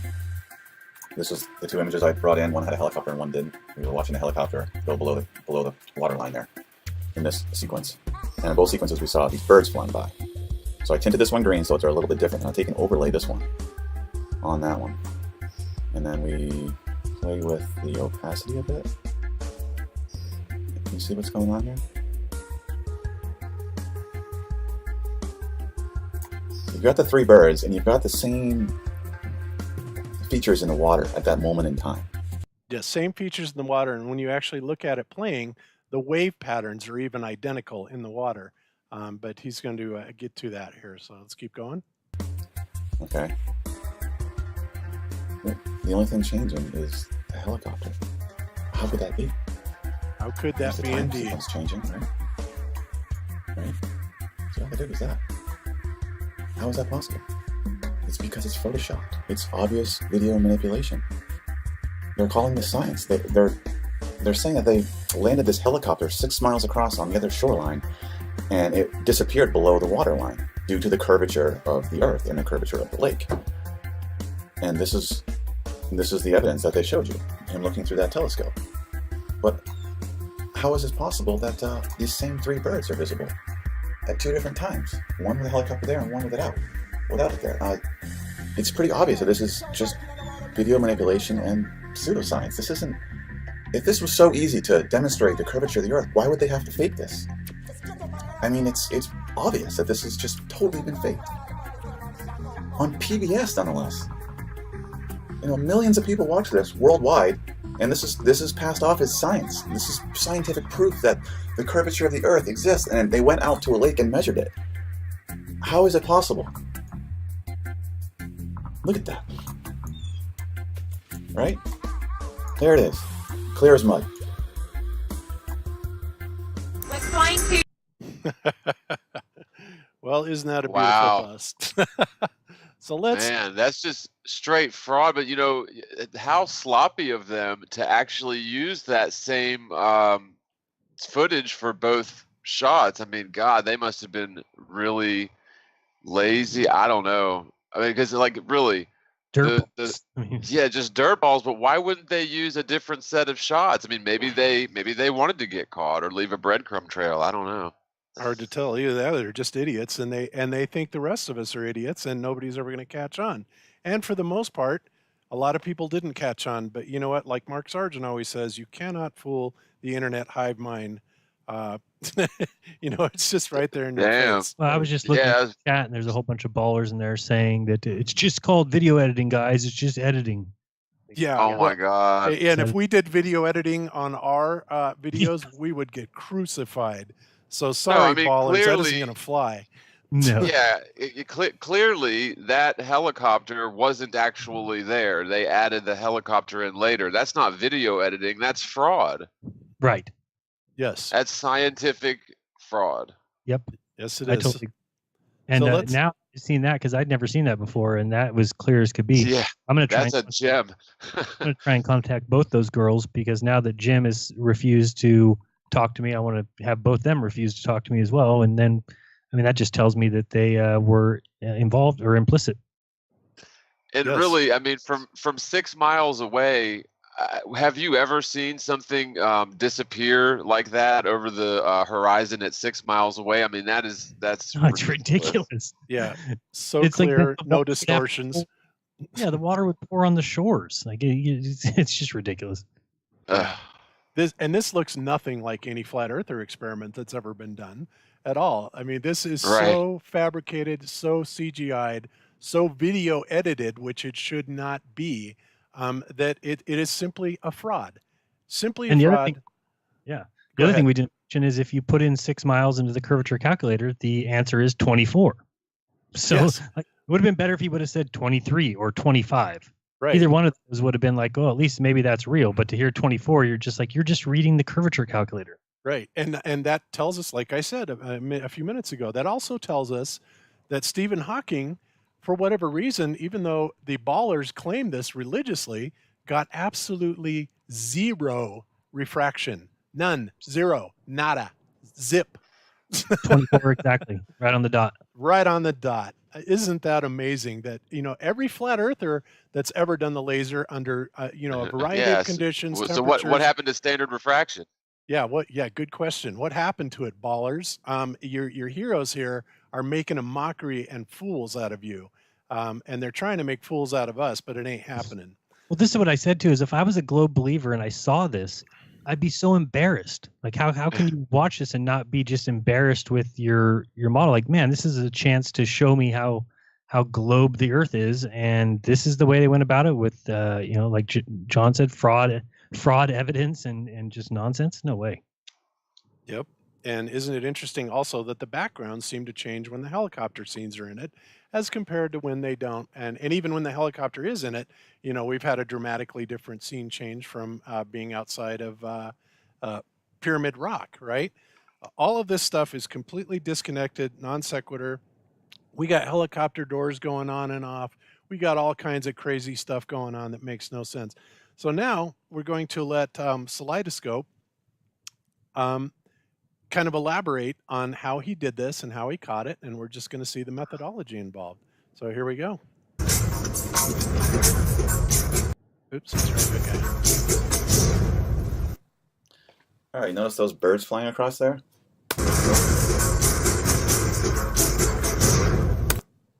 Now let's just inch ahead right there. We got 3 birds, and the helicopter just went below the water line. And let's just take a screen capture right here. Let's see, right about here. Okay, And resume. As it lands, it completely disappears from my line of sight. Joe, are you still airborne? Yeah. Can you see us landing? The reports from the helicopter, they're still flying. But I can't see it. To wrap your head around it in that short time, it was a little difficult for me. I was like, this is crazy. We have landed in our position. Okay, Joey, go ahead and lift off. They plan to ascend until Jim can see them on the horizon. Then they'll tell him their altitude. Let me know when you can see us on spot on the horizon.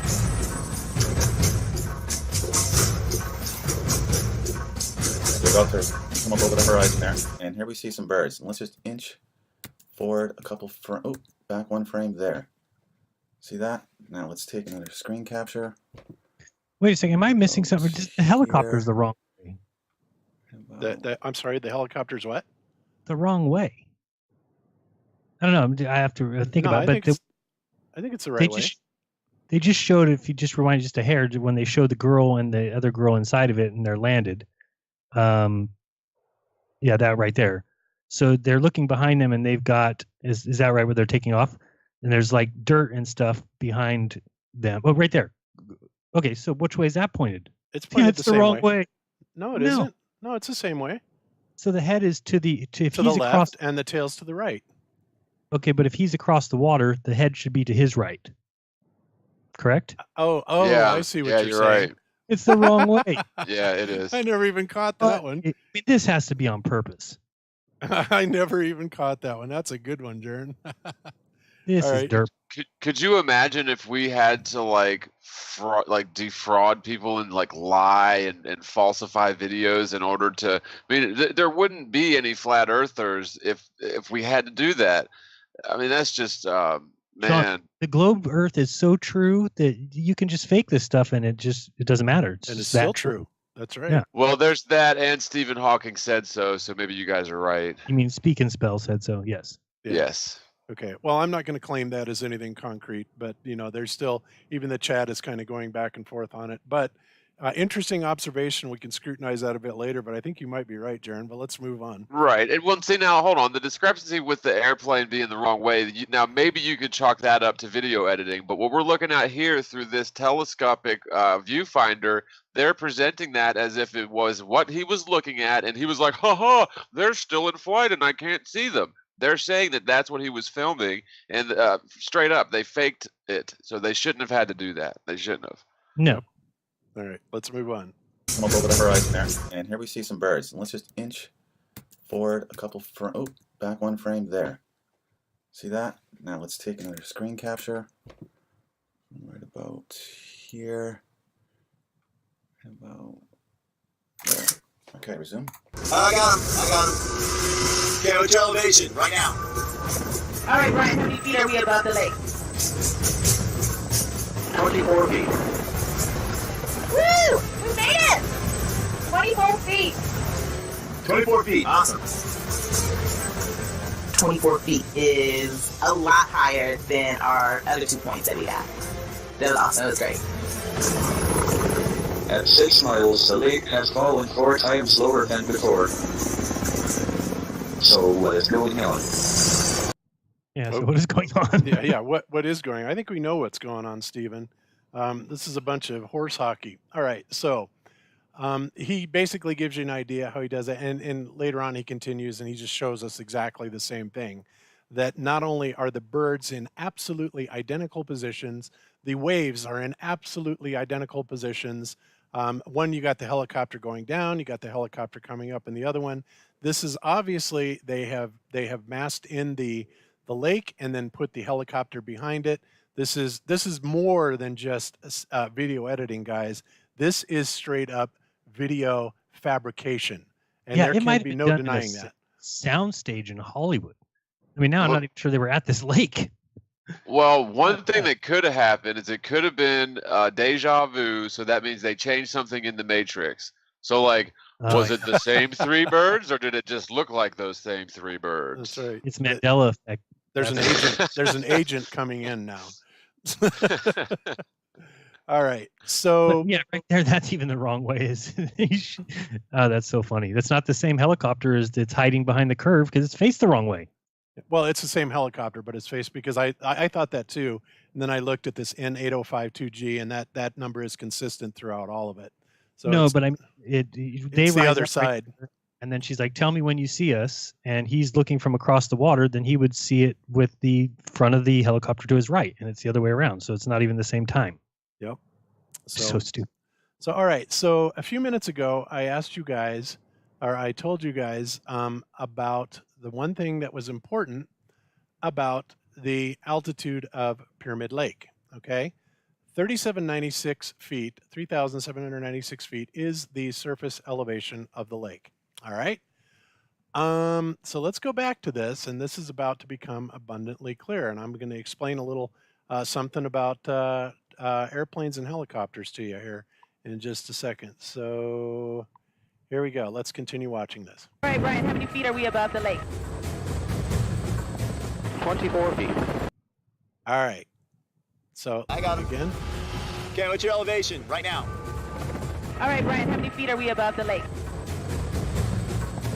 20. All right. He says very clearly 24 feet.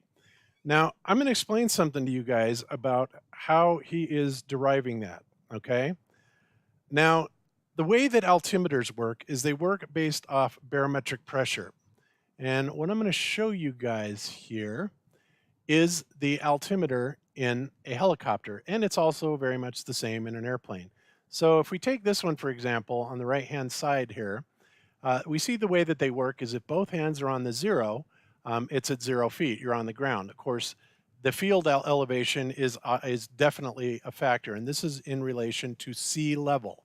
Okay, so say for example, this pilot might be sitting on the ground, and he may be 251 feet, maybe something like that, above sea level, even though he's sitting on the ground.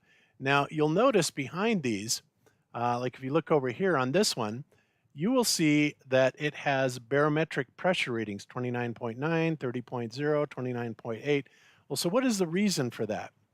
All right, what these are is when a pilot gets ready to take off from any airport, what the tower will do is they will give him the current barometric pressure reading at the field. So when the pilot enters in, they say, okay, it's a 29.92 or 29.95 or 30, whatever.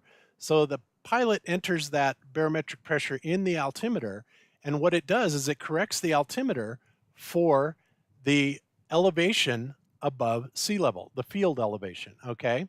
So this is something that is very critical, obviously, for pilots so that they know how far above the ground they are. They certainly don't want to be flying around in any type of pea soup or anything like that and, you know, have the altimeter off by several hundred feet and they run into the ground. That would, you know, that would cause somebody to have a really bad day. All right. So basically, you know, they're very careful, you know, right at takeoff all the time on fields or whatever. That field elevation is calibrated so that your altimeter is absolutely correct. So what we then know about that is that if the helicopter did everything right the way that he should have, well, then he should have set his altimeter to the proper barometric pressure to give him the correct elevation of the ground, all right? So what are we seeing here? Well, remember, a little while ago, we just said that the Pyramid Lake altitude is 3,796 feet. So what are we seeing here? If we look at this altimeter very closely here, we are seeing that it is showing about 4,100 feet. We got the little hand on the 4 and the big hand on the 1, and that is 4,100 feet. Now, they just said, the pilot just declared willy-nilly, how high above you are you, Mr. Pilot? He just said that he was 24 feet above the ground. Well, if we add 24 feet to 3,796 feet, that gives us an elevation of 3,820 feet. Well, do you see a problem here? We're showing it should be 3,820 feet, and it's showing 4,100 feet. That is nearly a 300-foot discrepancy, ladies and gentlemen. That's a problem. That can get somebody killed. Now, granted, they can obviously, the altimeters can be off slightly, plus or minus a bit, from field calibration. That's to be expected, but 300 feet is unacceptable, guys. I'm sorry. So how this guy is determining that he has, gotten the correct elevation above above the lake, is kind of unknown. Now, some people will probably come back and say, I'm sorry, Jaron, go ahead. Said maths. Yeah, maths. Well, some people are going to say, well, okay, well, if he was sitting on the ground, maybe it only showed 4,076 feet or something like that, right?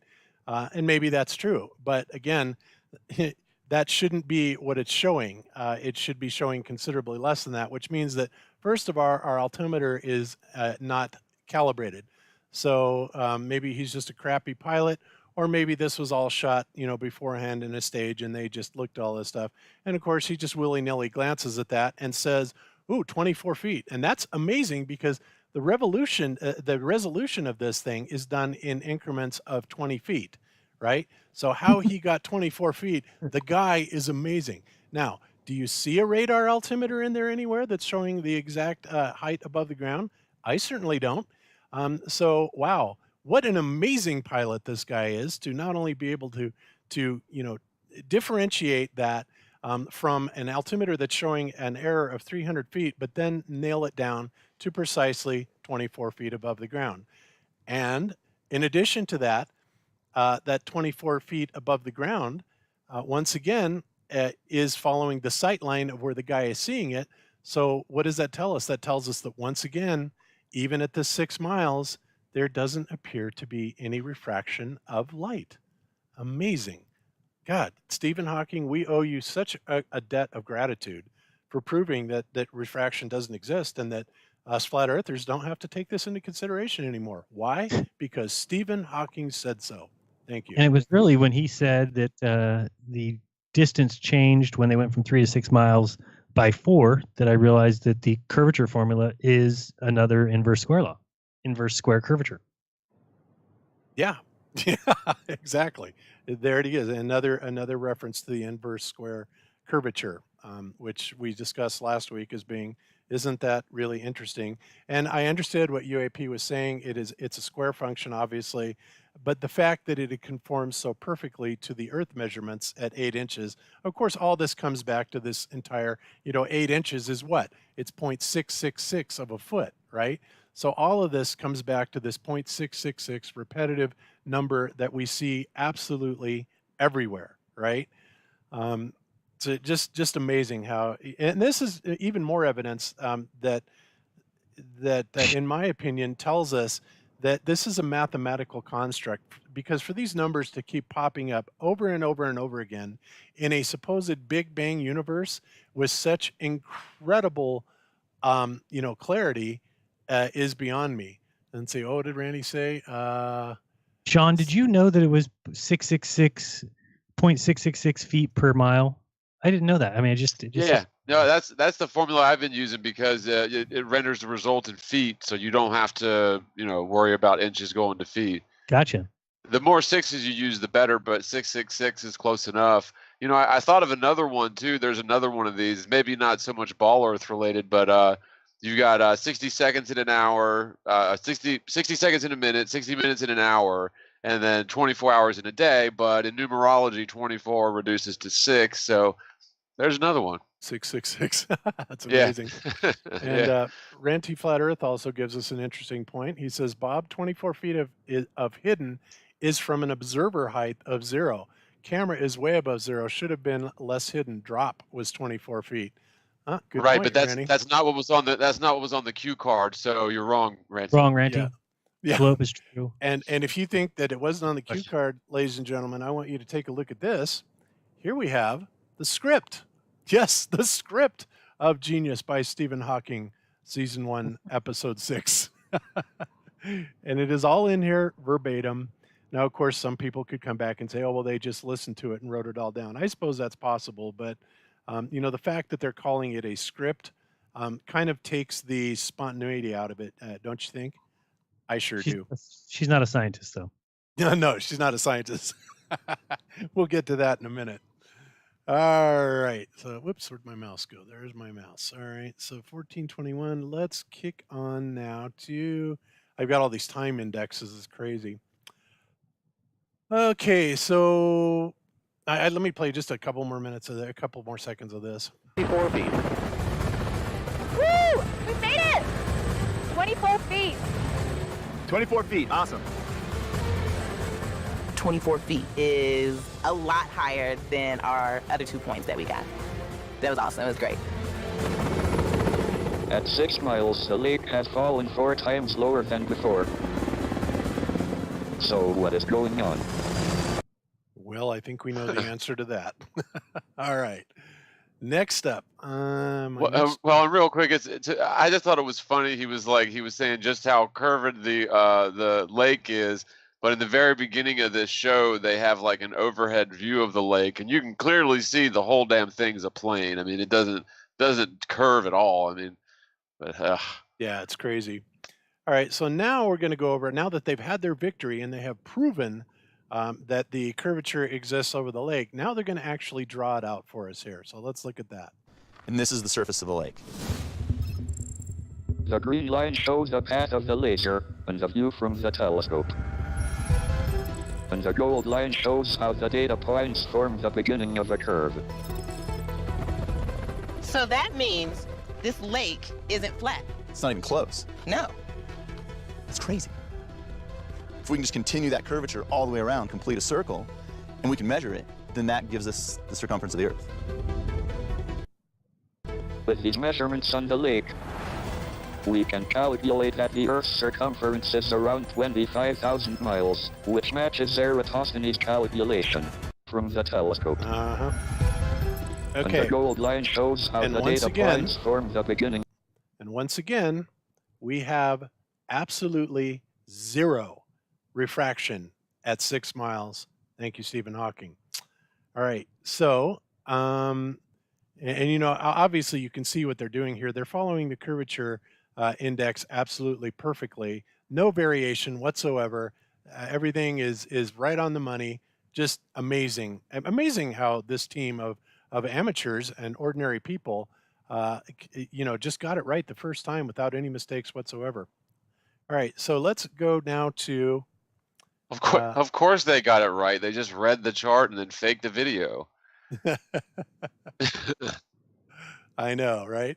Okay, so now what they're going to try and do is they're going to try and put this all into scale, right? Now that we have been able to see that there's 72 inches of curvature, 6 feet at 3 miles, and that there is now 42. Wait a minute, 6, 12, 20, 24 feet, excuse me, 24 feet, 42 feet. God, what am I? I'm all confused now. Feet of curvature at 6 miles. Okay. Now they are just basically reconstructing our little curvature chart that we have shown many times.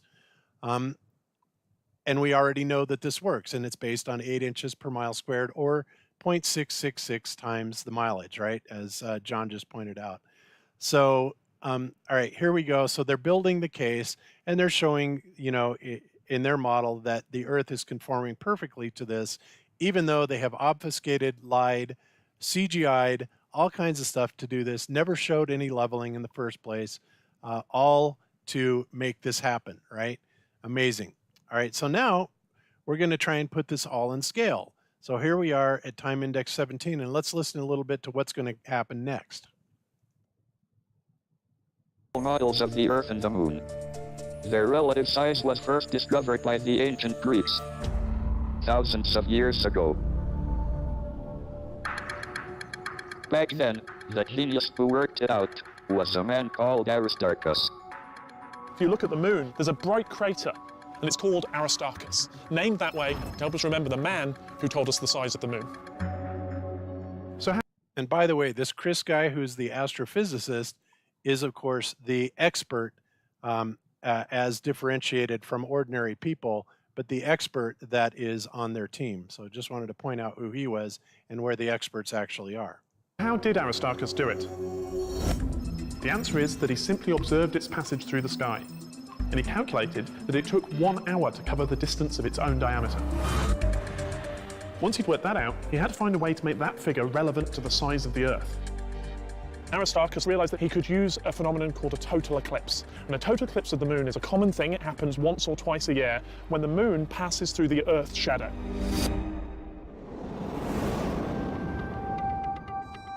He discovered that the moon took about 2.7 hours to cross through the Earth's shadow.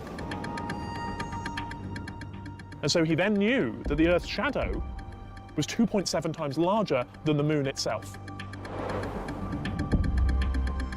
Aristarchus' calculations showed that the moon was 3,000 miles across in diameter, and we now know that the true figure is just over 2,000 miles. What this... All right, so what does that mean?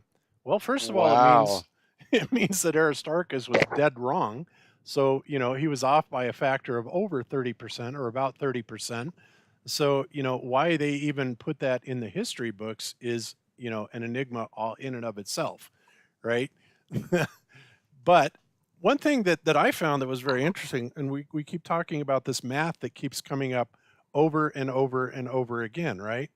And I just thought this is really interesting because, you know, these numbers, these very special numbers that are related to the Earth, and, you know, I've talked about it before, like I thought it was amazing that if you take the number of 180,360,00 feet, it equates to 3415.9 miles, which is just one digit off pi of 3415.9, right?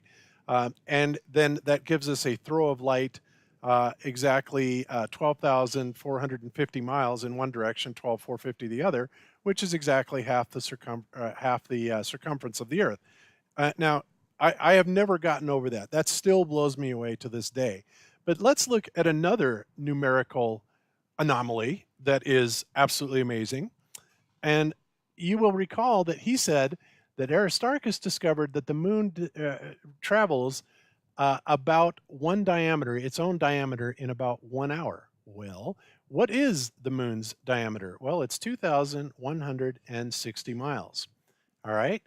So if we take that and we multiply that times 24 hours, all right, we get a number of 51,840. Now that's kind of an interesting number, and the reason I say that is because you divide it in by two, and you get another very familiar number. You guys know what that number is by any chance? That number is the number of the great year that it takes the sun to go through all of the zodiac signs. And each zodiac sign is a period of what? Well, that's easy to tell. If we divide that by 12, that tells us that each zodiac sign is a period of 2160, exactly the same diameter of a moon. Now, what are the odds of that happening? All right, does it mean anything? Maybe, maybe not, but it sure is a hell of a coincidence, isn't it? Just wanted to point that out. if he's saying the moon moved its own diameter, which is 0.5 degrees in an hour, how is that? I don't know. And honestly, I didn't want to touch that because that didn't make any sense to me either. But hey, we are talking about a PhD astrophysicist here. So, and I'm sure he's got a white lab coat. So we are not to question him. All right. So that means 12 hours, like throughout the night, that the moon would move 6 degrees. Well, you know, excuse me, sorry. The other thing I noticed, and maybe if we back it up just for that little description, but he basically got the size of the moon by how fast it traveled through the Earth's shadow, but it seems like he was assuming that the Earth's shadow was the diameter of the Earth, was he not? He said the shadow would be the shadow is actually 2.5 times bigger. Oh, no, but you're right. He had that wrong. He didn't know that it would come into it. You know, like they show us now with the angle of the shadow coming in. Right, because according to Lyons, the shadow of the Earth when it reaches the moon is like a little tiny pinprick. So I'm confused because this doesn't match up with what Eratosthenes' experiment dictates either. They shouldn't bring this guy into it at all because he's the one that thought that the moon the sun was 18 times further than the moon too. So I mean, I don't even know why he's brought up as anything. Well, because they just try and validate it with the big names, even though they're full of BS and they're absolutely wrong. Aristarchus was wrong by 30%, a factor of 1/3 on his estimation of the moon diameter. All right. And if he thought the moon or the sun was 18 times further, and now today they believe it's 400 times, that's off quite a bit. Yep, absolutely. Oh, and Helioskeptic, the channel was Kaleidoscope. I just saw that in the chat. Anyway, so let's play that segment over again for you, John, so you can hear it again. Yeah, I just wanted to hear one more time. Okay. So how did Aristarchus do it? The answer is that he simply observed its passage through the sky, and he calculated that it took 1 hour to cover the distance of its own diameter. Once he'd worked that out, he had to find a way to make that figure relevant to the size of the Earth. Aristarchus realized that he could use a phenomenon called a total eclipse. And a total eclipse of the moon is a common thing. It happens once or twice a year when the moon passes through the Earth's shadow.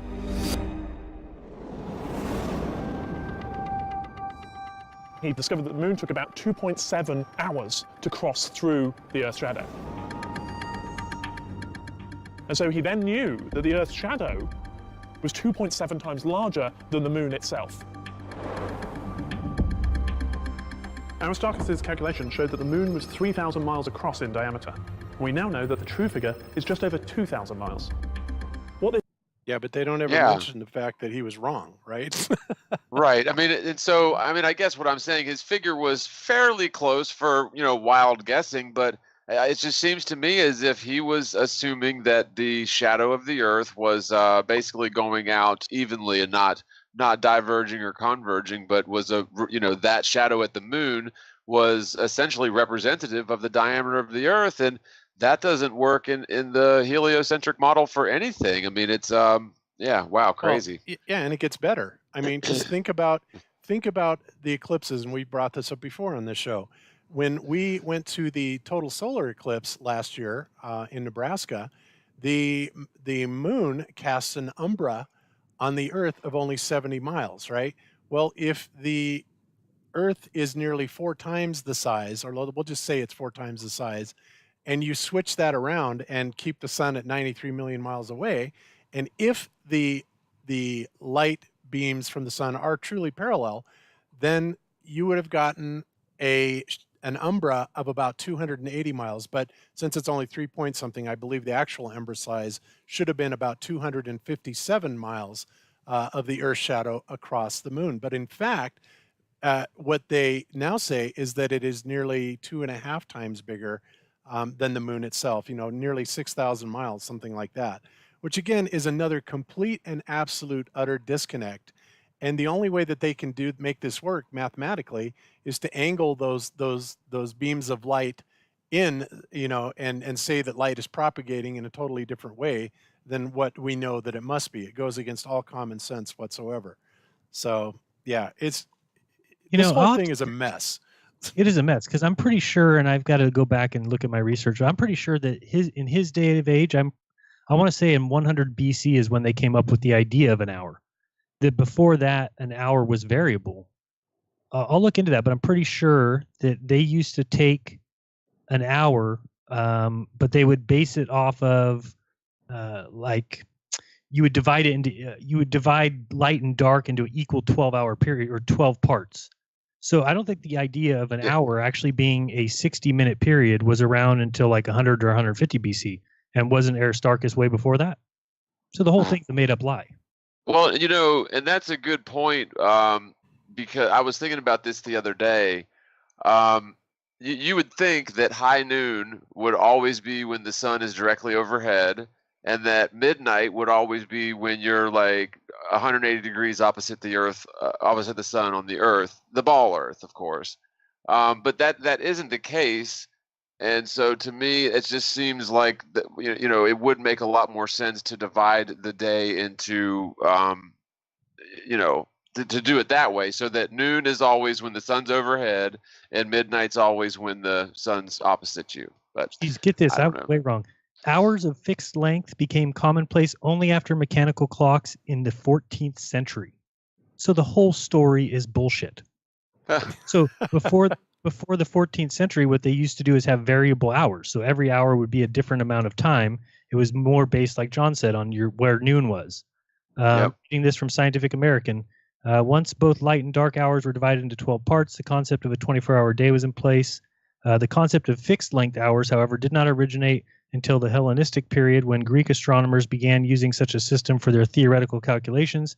Hipparchus, whose work primarily took place between 147 and 127 BC, proposed dividing the day into 24 equinoctial hours based on the 12 hours of daylight, 12 hours of darkness observed on the equinox.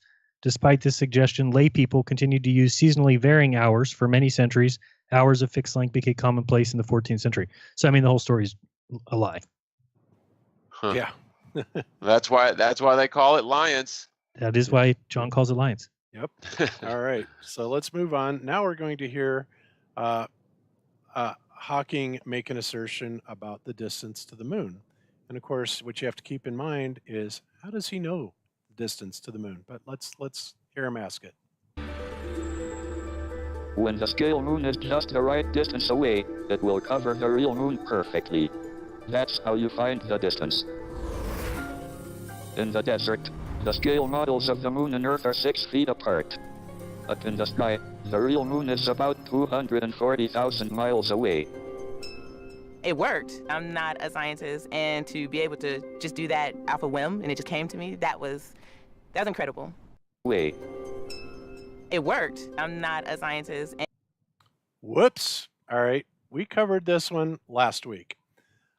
First of all, this is Kat Bobineau, and she says, it worked. I'm not a scientist. In fact, it's right here in the script.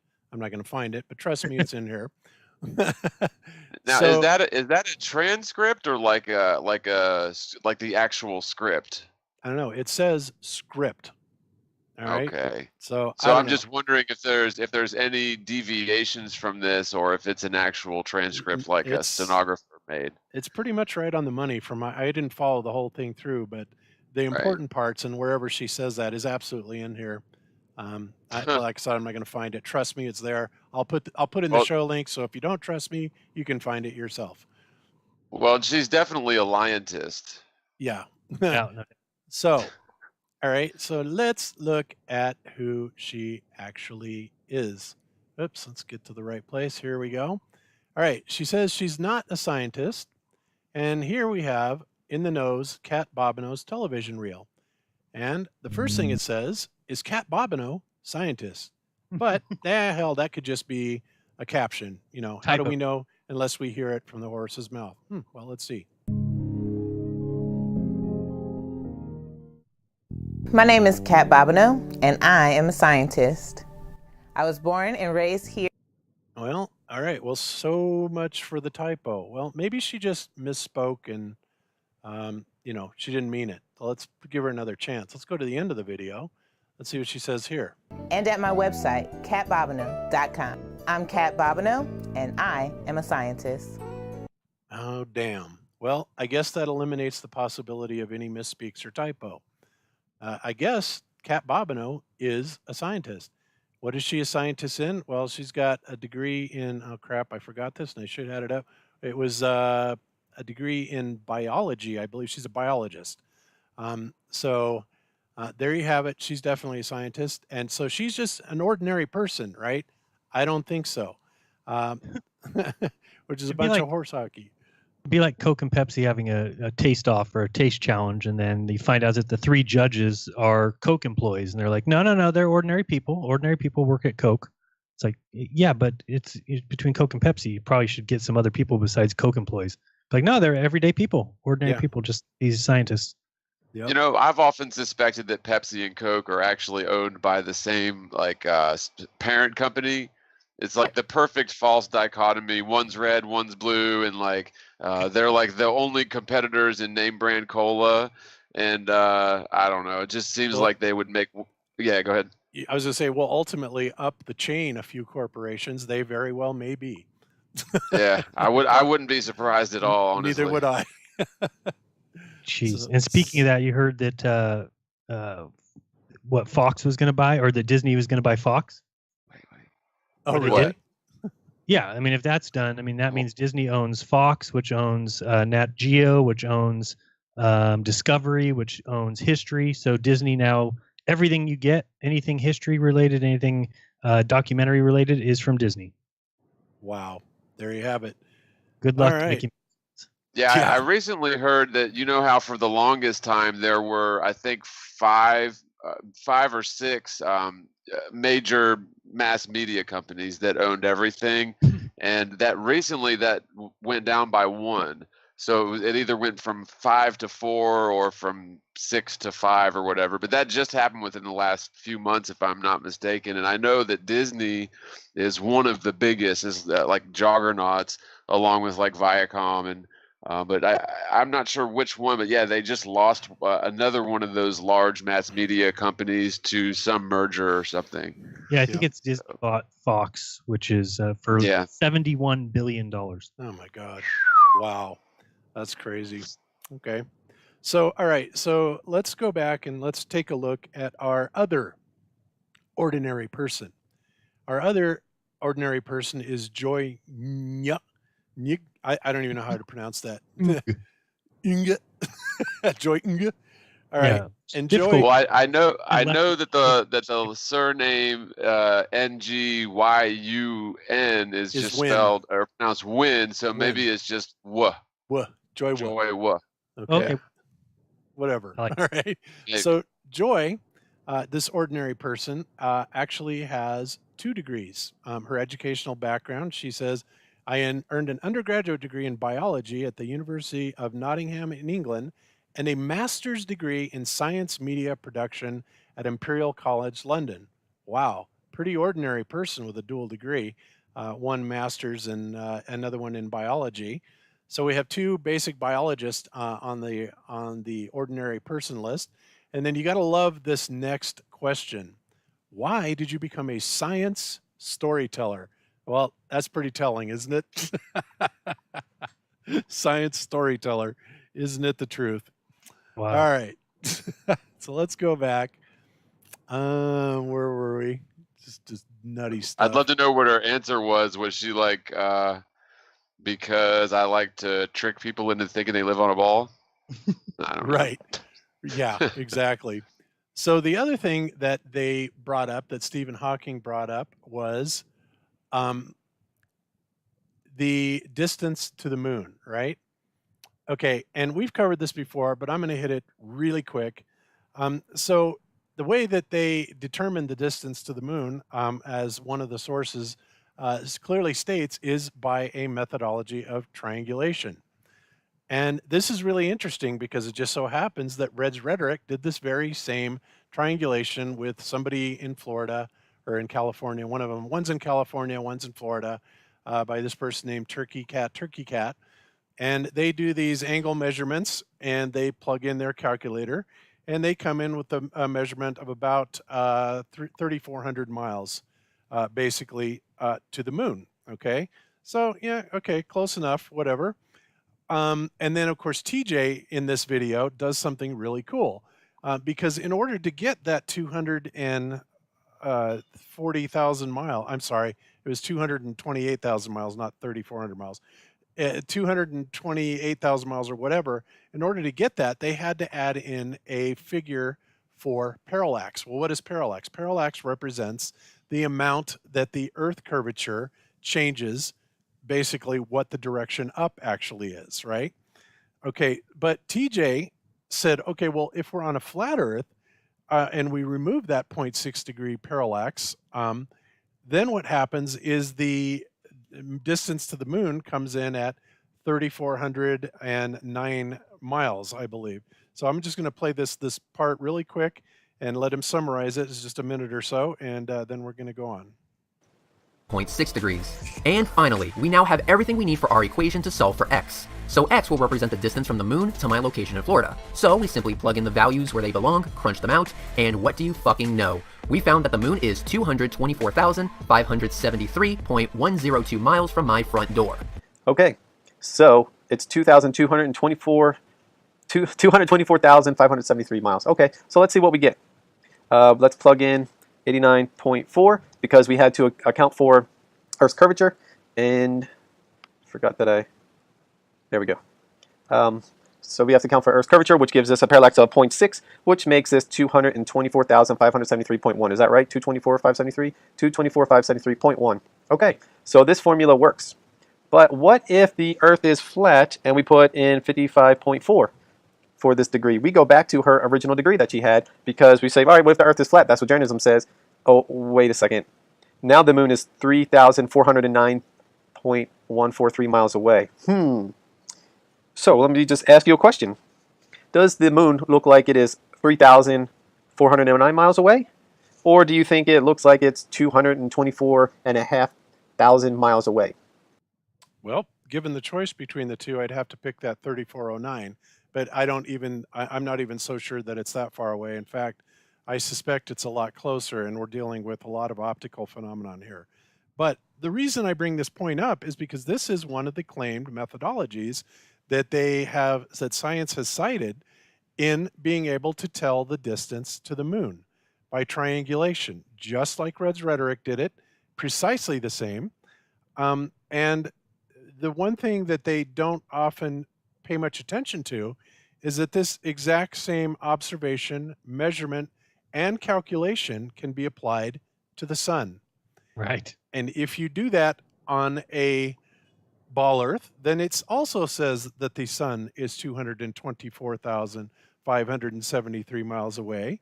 Or if you do it on a flat Earth, you get the 3409.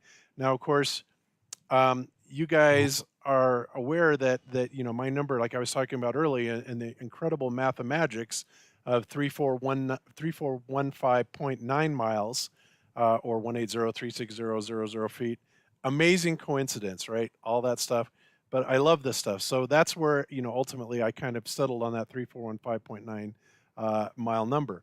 But what we're paying attention to here is one of the prime methodologies that science has triangulated and determined the distance to the moon. But as we see, it's also full of assumptions. It's basing it on a radius figure or an R figure that has yet to be measured. Where's the R? Where's the radius? We can't see it. So where do they get off putting this in any of these equations at all? So really the only valid one that we can really depend on if we're going to triangulate, and not even so much that, because there are other factors yet again, lensing, refracted light, et cetera, et cetera, et cetera.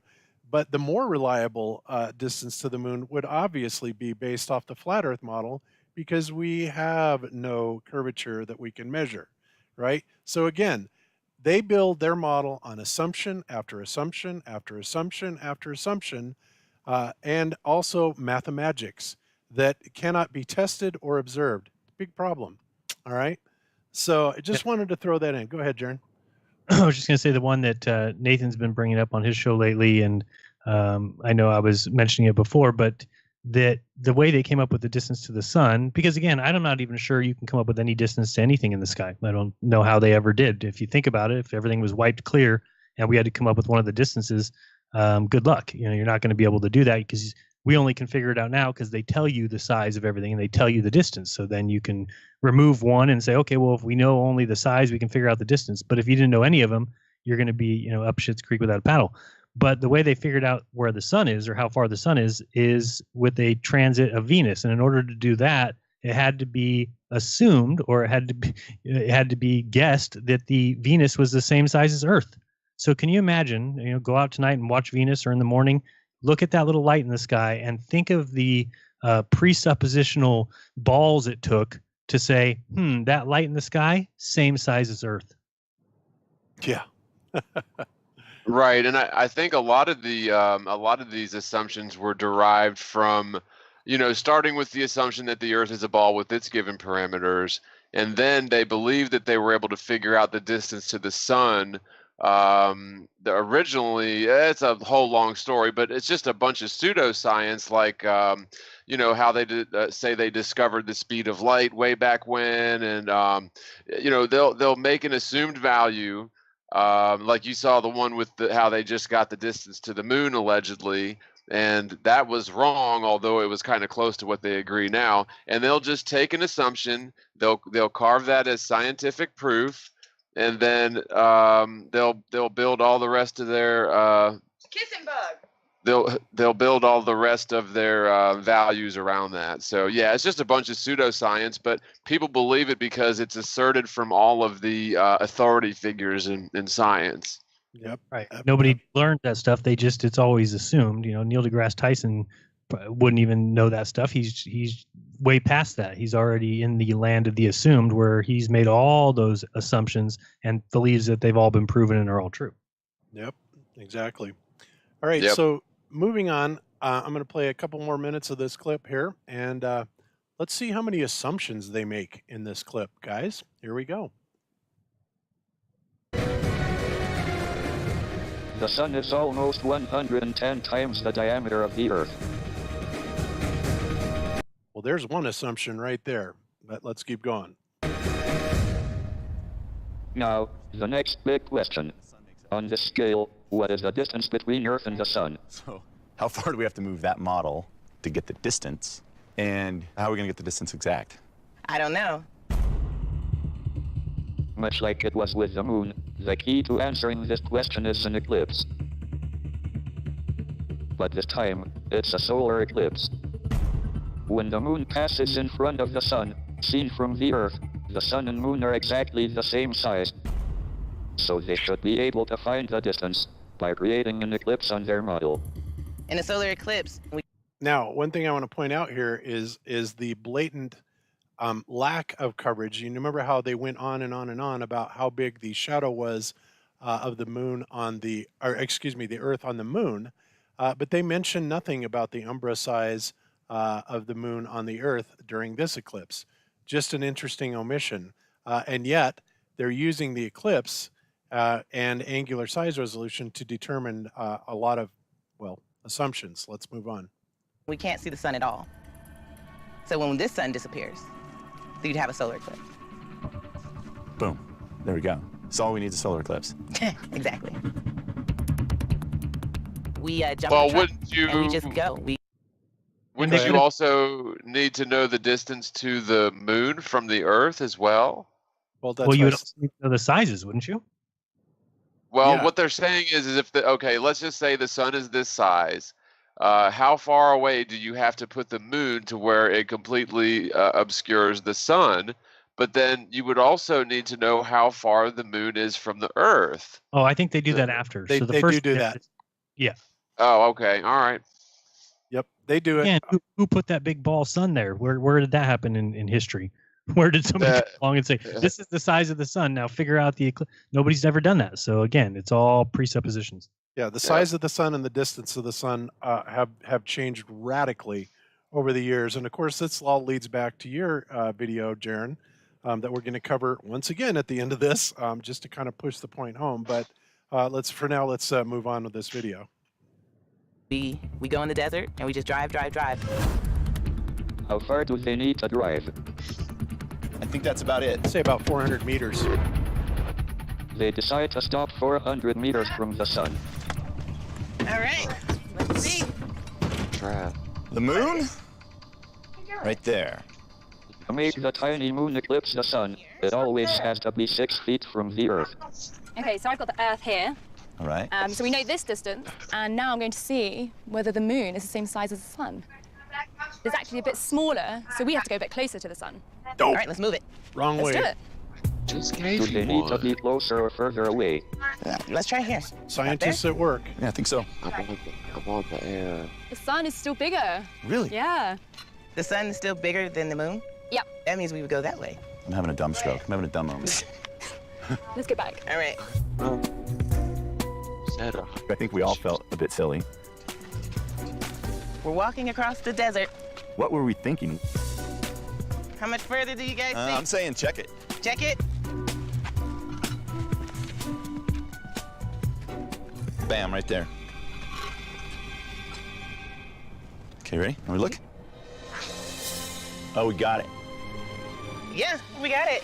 Yes. They've done it. On this scale, the sun is just under half a mile from Earth.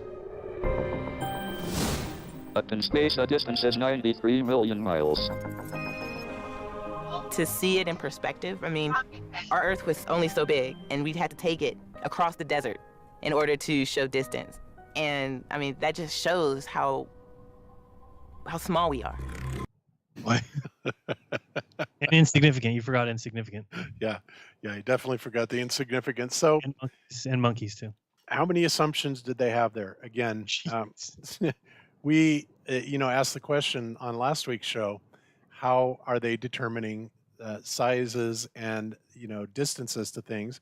One of the things that came up with the sun is they said that they are actually firing radar at it, which I thought, JT laughed. I laugh about that because how are you going to get an echo off of a gas ball that is putting out in huge magnitude every spectrum across, every frequency spectrum across the entire EM band, right?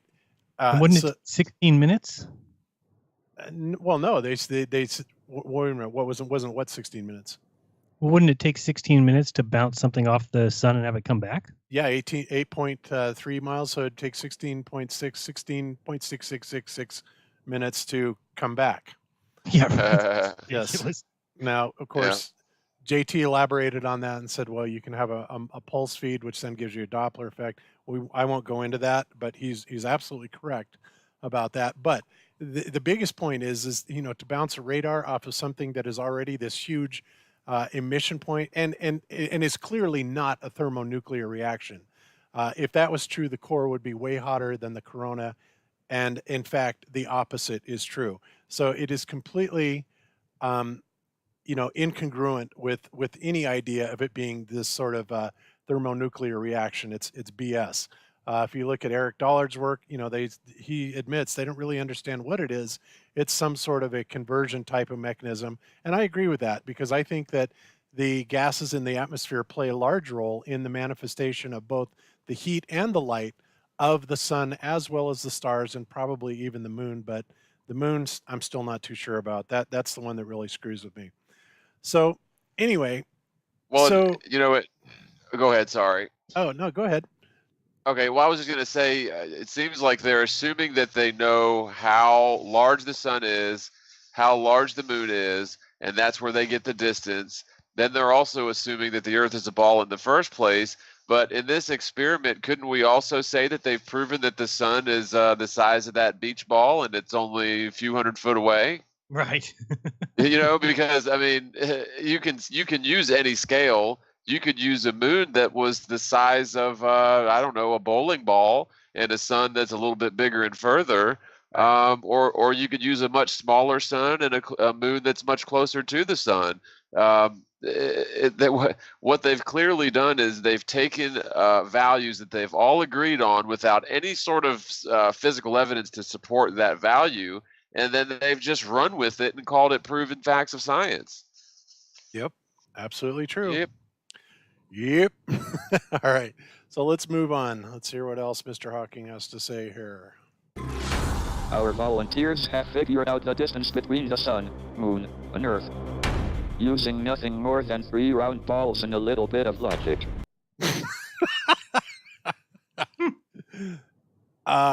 What was that again, Stephen? Our volunteers have figured out the distance between the Earth, moon, and the sun using 3 balls and logic. Oh, I thought he said lubricant. And a whole lot of assumptions, Stephen. You forgot to say that. So, all right. So anyway, keep on. Let's keep going here. But now we need to find out where we are on a much larger scale. If we know the sun is 93 million miles away, how big is the entire solar system? Well, that is the question, isn't it, Stephen? If we know the sun is 93 million miles away, then how big is the solar system? And at least he put in the if, because we don't know that. We have no clue. It simply fits into the mathematical model, but there is still no way to actually trigonometrically determine the distance, or by radar, which is utter horse hockey. So they just don't. All these numbers are simply being fit in to a mathematical model that they are supporting with again, another form of math in the form of angular size relations. That's all that's going on here. as far as what measurements have actually been taken, nada. And if you want to call, triangulation, which it is a form of measurements, then of course you would have to apply that same measurement to the sun, which of course they conveniently don't ever mention that. And also even the distance to the moon, when triangulated, they have to add in the parallax on an assumed value of r, or radius of the Earth, which ain't there, ladies and gentlemen. Never been measured, never been seen. All right, let's continue forward. Oh, wait a minute. Wait. 2723, 2617. Oh, wait a minute. 2655 to 2725. Sorry, guys, didn't mean to be disorganized here. All right, so let's go to 2726. Let's just keep going here. The ancient astronomers knew from observing the heavens that there was more to the universe than the Earth, Moon, Sun, and stars. They identified 5 points of light that moved in a different way from the stars. These are the planets. Here on our scale model, Mercury is closest to the Sun. As we head further into the solar system, we can see Jupiter on the horizon.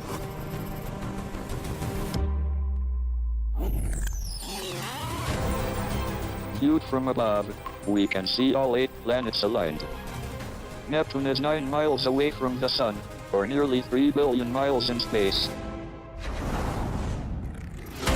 And the entire solar system is 180 billion miles, side to side. We know we have all the planets, the stars, the sun, but when you see it for yourself in a perspective, our solar system is much bigger than we think it is.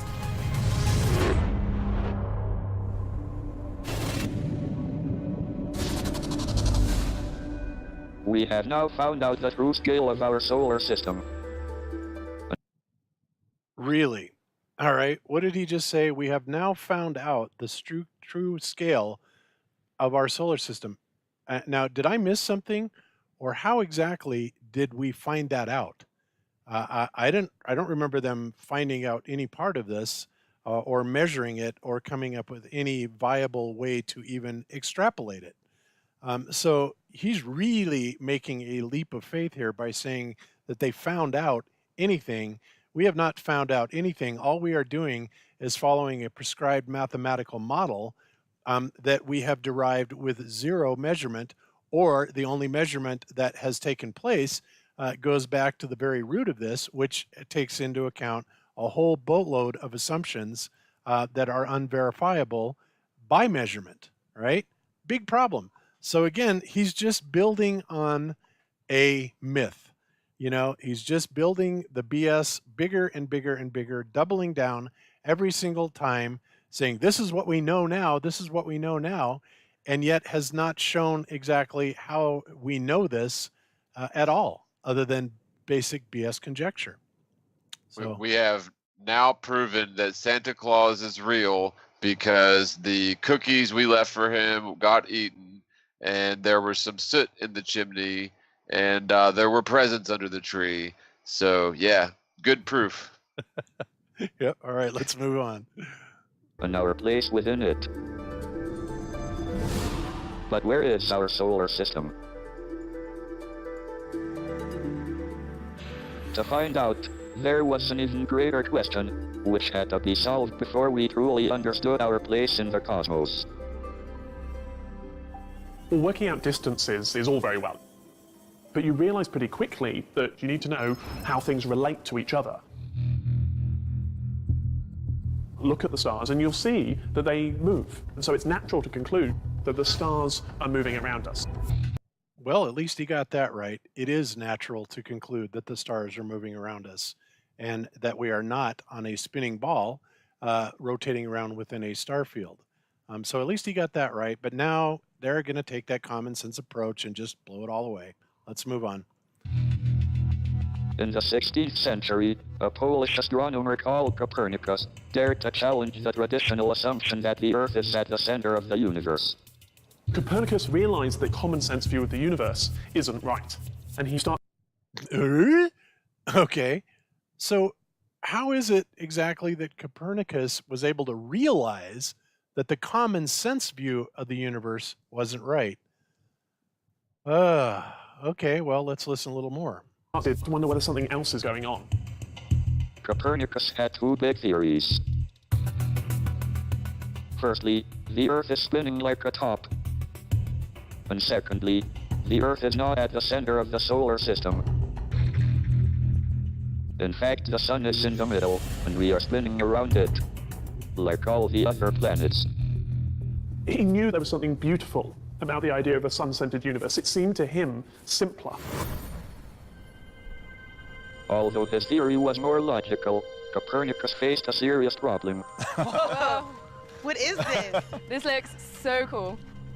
And this machine will help our volunteers figure out that the problem is all a matter of perspective. How does it move?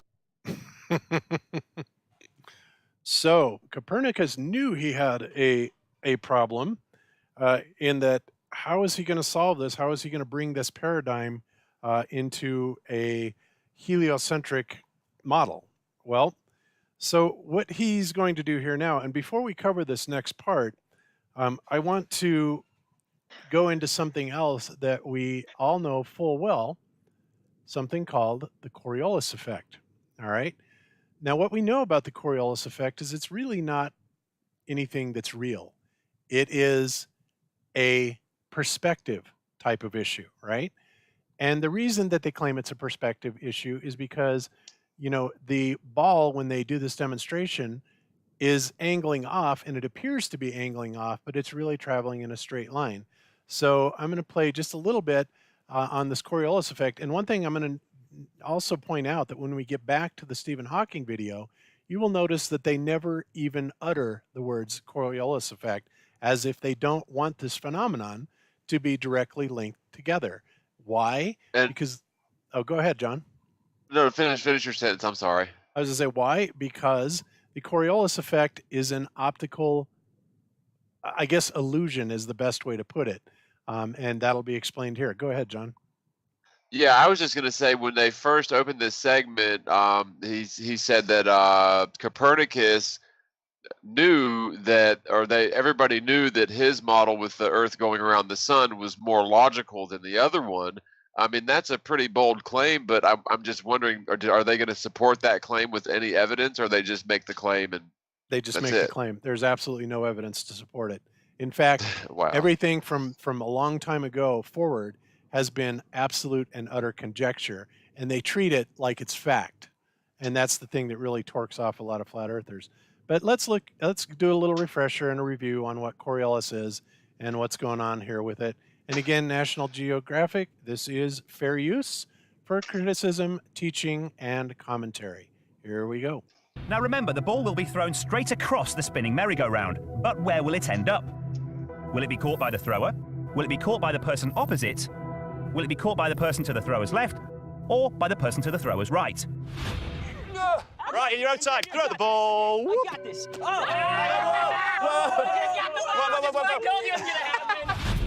So the answer was D. It was caught by the person on the thrower's right. Our camera angle seemed to show the ball bend in the air. So is that a camera effect, or are we seeing what they saw? Hang on, this couldn't get much more simple. The idea was just to throw the ball straight to Victor to show us his amazing catching skills. That's right. Yeah, it did. It just curved right over this way. So let me get this straight. So you threw the ball, it left your hands, and then what? And then it just got sucked over to him. In the air? Yeah, I threw a perfect throw. What did you see? Yeah, curved right in. Right, so we're all agreeing here the ball curved in midair. Yeah. Yes. And you didn't cheat this at all? No, I didn't. Okay. And do you know why it did that? No.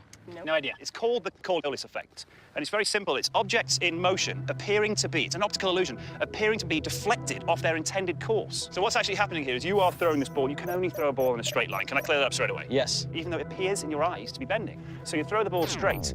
It's still going straight, but the table is moving below you. And all of a sudden, look who's in front of that straight moving ball. And it looks like it's bent off to the right because you're still looking at the guy you're intending to throw it to. And that, ladies and gentlemen, is the Coriolis effect. All right. That is indeed the Coriolis effect. And as he very specifically laid out, it is an optical illusion.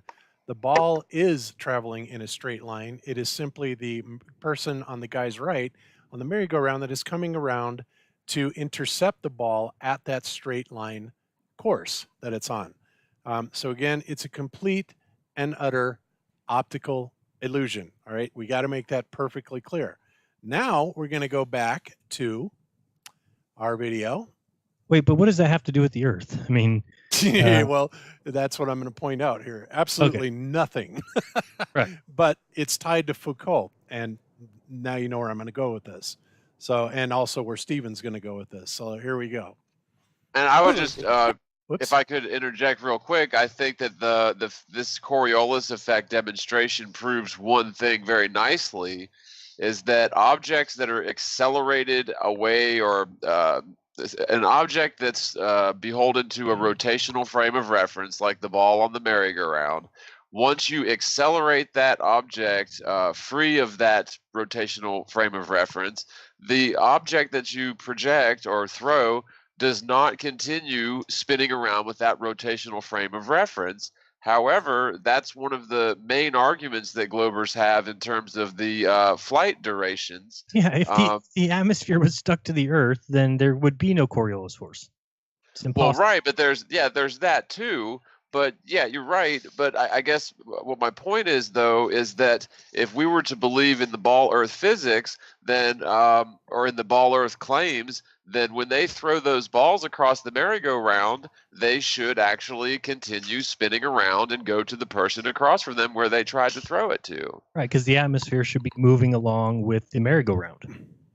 But well, with or without the atmosphere, but you know, the whole thing is it's the Coriolis effect is a huge logical fallacy. Now, there is a thing called the Coriolis effect, but it certainly doesn't apply to the world because the world isn't spinning. And when you look for evidence of the Coriolis effect in nature, in anything but cyclones, and we'll get into that, it becomes clear that like airplanes and none of these flying objects adhere to this force. However, like Neil deGrasse said, football punters, experience the Coriolis of force.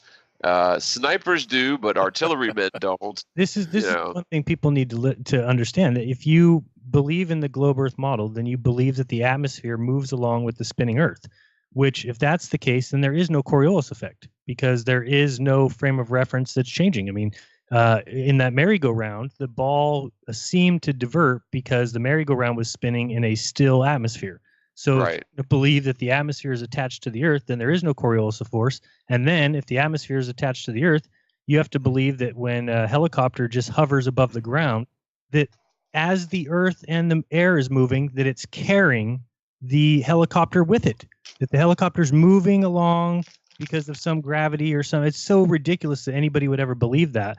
And again, if that's not the case, then of course, if the Earth was spinning to the east and flights were going from New York to LA, they would be entirely quicker than from LA to New York. And it's not that way. It's the opposite. So I mean, to picture that, like a plane takes off from, like, let's say it's taking off from New York, or actually from California, would be like being held backwards. You know, it's like going to be carried in the atmosphere, but backwards as it's flying forwards. It's just so ridiculous that we would ever believe that. And the Coriolis force, what they're showing here, is true, but it's true because there is no attached atmosphere to whatever moving apparatus they're on. Right. So wouldn't it be interesting to see that merry-go-round demonstration done in a quote-unquote closed systems by putting a dome over it? What do you think could happen? Yep. With a moving atmosphere? Yeah. Well, remember, they claim that they try and use the whole train obfuscation, by, it's its own closed frame of reference. Well, gee, what would happen if you did that test with a dome over the top of the merry-go-round? Would it still do the same thing? Think about that for a little bit. All right, let's move on. Think someone has to push it. That's my job.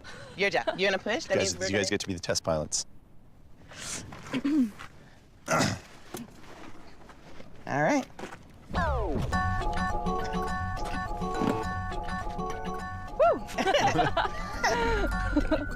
Wow, okay. So, are we spinning, or is the background spinning? From where I'm sitting, you're not spinning.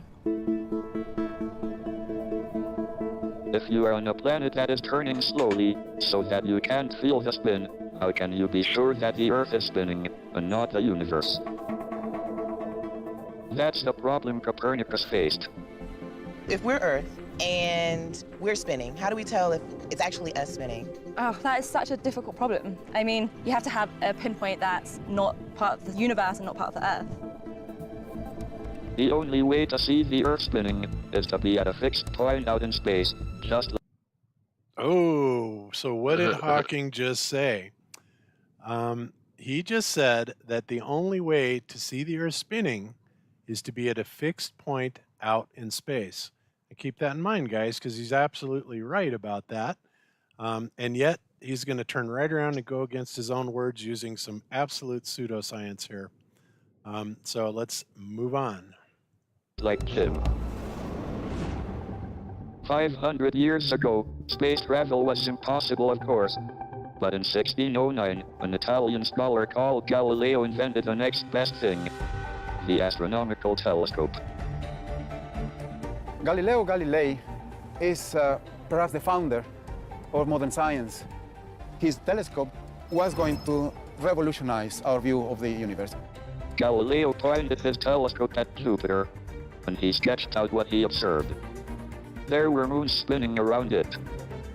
This was immediate proof that not everything moves around the Earth, and... Whoa, really? So Galileo pointed his telescope at Jupiter, and he noticed moons spinning around it. And then Stephen asserts that this is immediate proof that not everything spins around the Earth. Well, wow, what a brilliant deduction there, Stephen.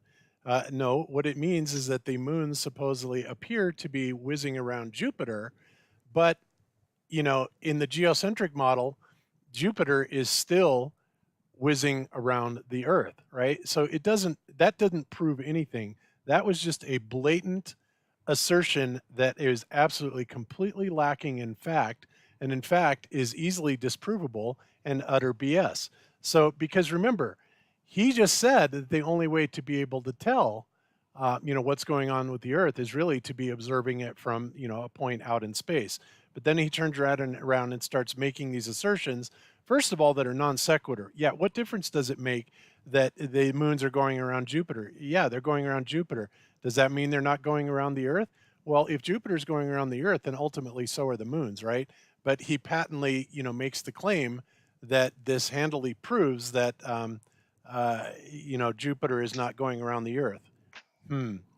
Pretty skewed logic here that doesn't make a whole lot of sense. So let's continue on. Yeah, I would. Whoops, go ahead, John. Yeah, sorry, I was just going to mention just real quick the last thing on the previous topic, the Coriolis force.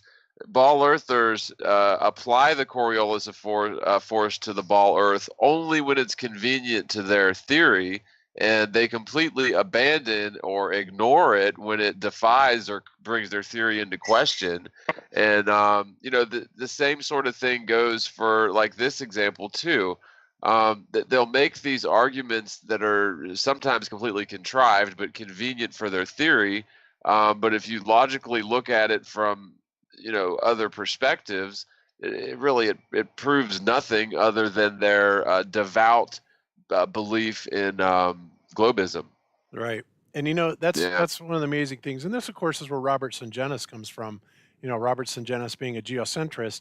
And, it has been admitted for a long, long time that from any particular point on the Earth, there's really no way to tell the difference between a geocentric and a heliocentric model because, whether you switch, the Earth and the Sun as far as being the centric part of the universe, the math works out all the same, right? So, and even Einstein admitted that there's really no way to be able to tell any of this.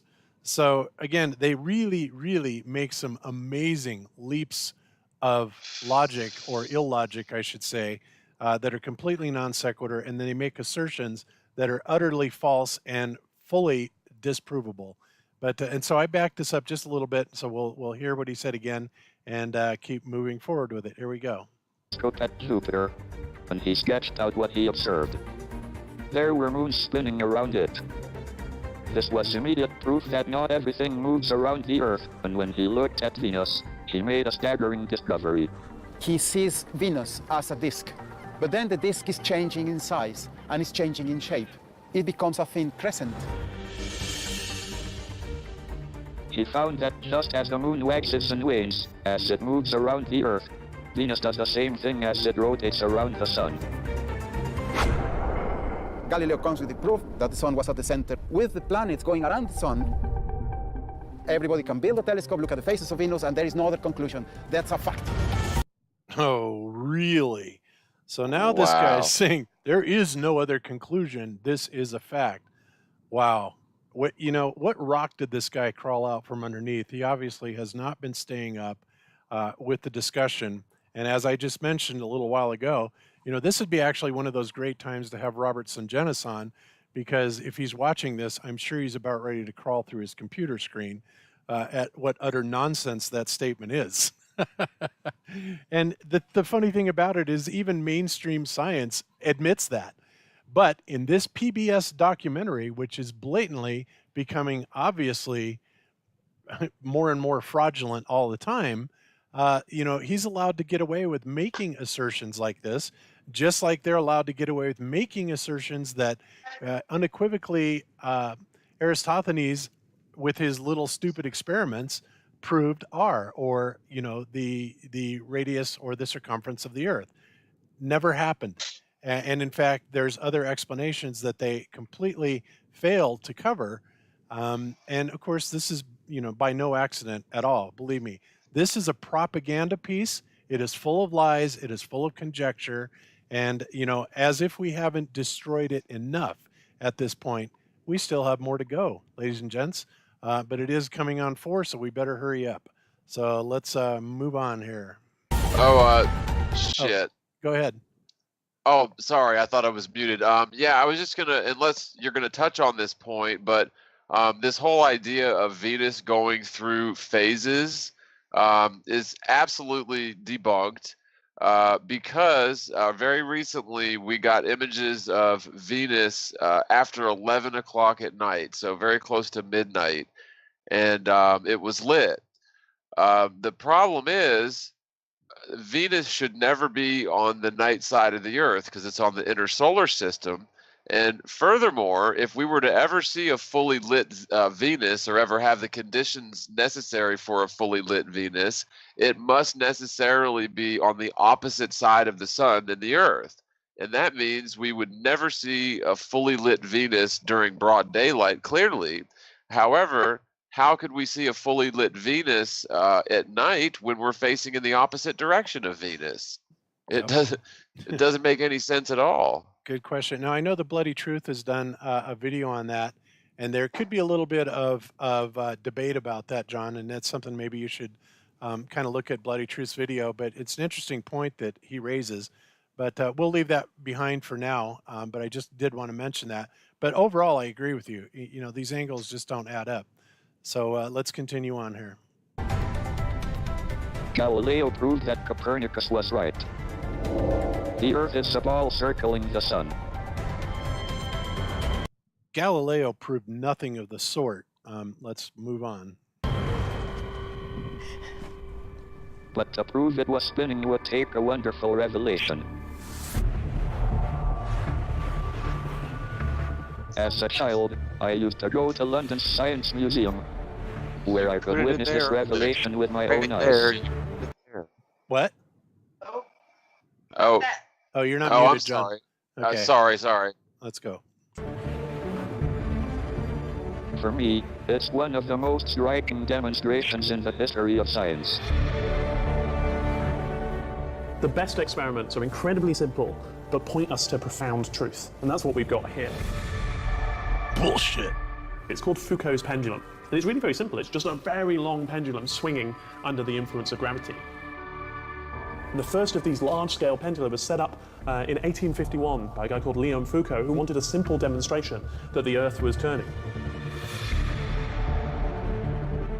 Foucault set a pendulum moving in front of a crowd for a day. And what they saw was astonishing. Over the course of the day, the pendulum's direction of swing would move, a bit like the hands of a clock. What was the source of this rotation? Okay. Now, this is where they're going to start tying in the utter BS. All right. Well, more BS. Okay. Because, well, let's see. First of all, they're trying to make a direct parallel here to the Coriolis effect, which remained unnamed, and Foucault's pendulum. Well, one thing that I'm going to say about Foucault's pendulum is these Foucault pendulum signs are far from accurate. In fact, they have all kinds of things that throw them way off into the weeds, not the least of which is something called the Elias effect. Okay? If you don't know what that is, it, yeah, I love the way they word this, refers to an alleged anomalous behavior of the pendulum or gravimeters, which is sometimes purportedly observed during a solar eclipse. So first of all, you got to love the verbiage that Wikipedia is already trying to, throw this thing off like it's not real. But really what happens is, during certain celestial alignments, celestial events, solar eclipses, lunar eclipses, what happens to these Foucault pendulums is it completely throws them into the weeds, causes them to reverse directions, go the other way, do all kinds of weird stuff. And in the flat earth model, we have a perfectly acceptable explanation for that. In my opinion, I'm not going to cover that today. We have covered it before. But in the globe earth model, they have no explanation for it. So they resort to words like alleged anomalous behavior, even though it's been proven several times that this actually does happen. And it happens not to just one of, these Foucault pendulums, but it happens to them worldwide. So this is something that they don't really want to get out there or advertise a lot, because what it does is it completely invalidates the whole idea of the Foucault pendulum that is showing this supposed Earth rotation. And we're going to invalidate that even more here in a little bit. Let's get back to our movie though here first. Let's see, where are we going? 3440 to 3531. And then 3530. Okay, so let's keep going. Back in the desert, we can see a direct parallel between this machine and the pendulum. To show it, Now that's a lie straight up right there, but we'll get back to that. all we need is a ball. So if I throw a ball to you, are you gonna catch it? Ready? Yeah. Does it look like the ball's curving when you throw it? Does it look like it's curving? Yeah. That's crazy. Ball travels in a straight line. He's right. The line is dead straight. Okay, Kat, you ready? The ball only appears to be curving from Cat and Joy's perspective because they are spinning. Ready? I'm ready.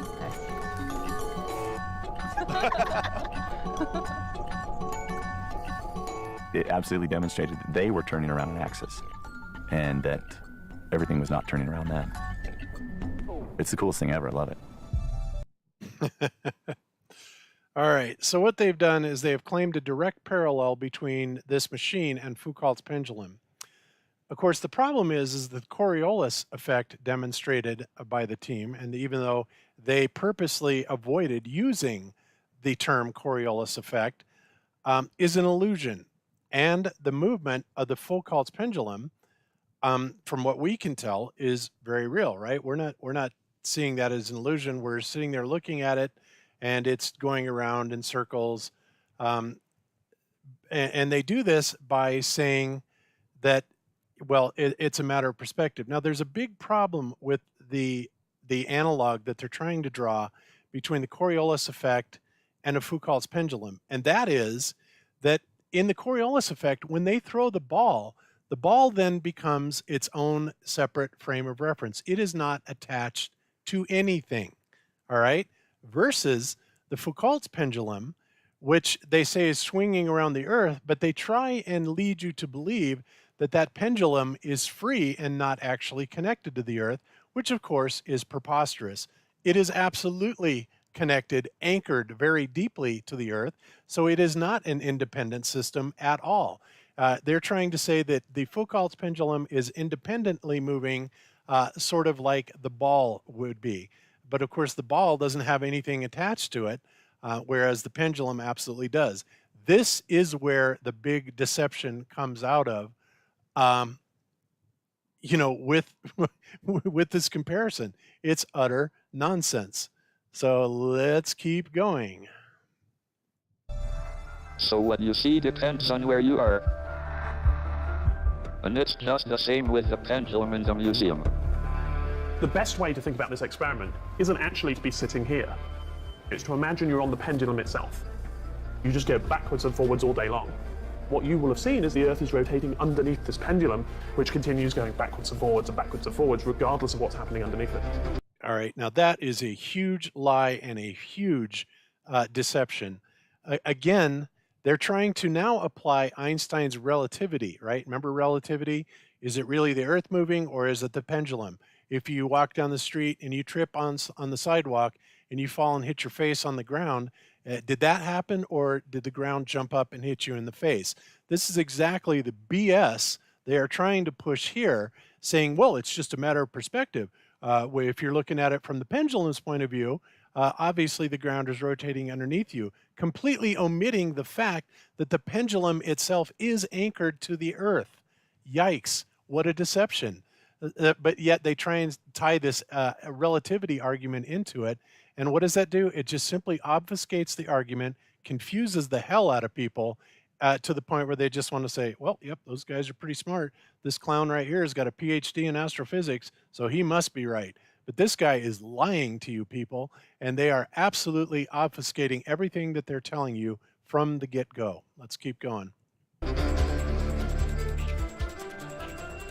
With his pendulum, Foucault convinced the world that Copernicus and Galileo were right. And anyone can see the Earth turning with their own eyes. Yeah, anyone can see this. Wow, just keep piling on the BS, Stephen. I love it because it's so simple, and yet it demonstrates two fundamental principles. One is the idea that the Earth is turning, and the second thing it demonstrates is that perspective matters. Where you are changes how we see the universe.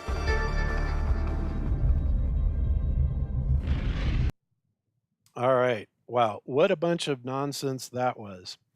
Well, let's get ready for some more nonsense, guys. You're going to love this. Let's keep going.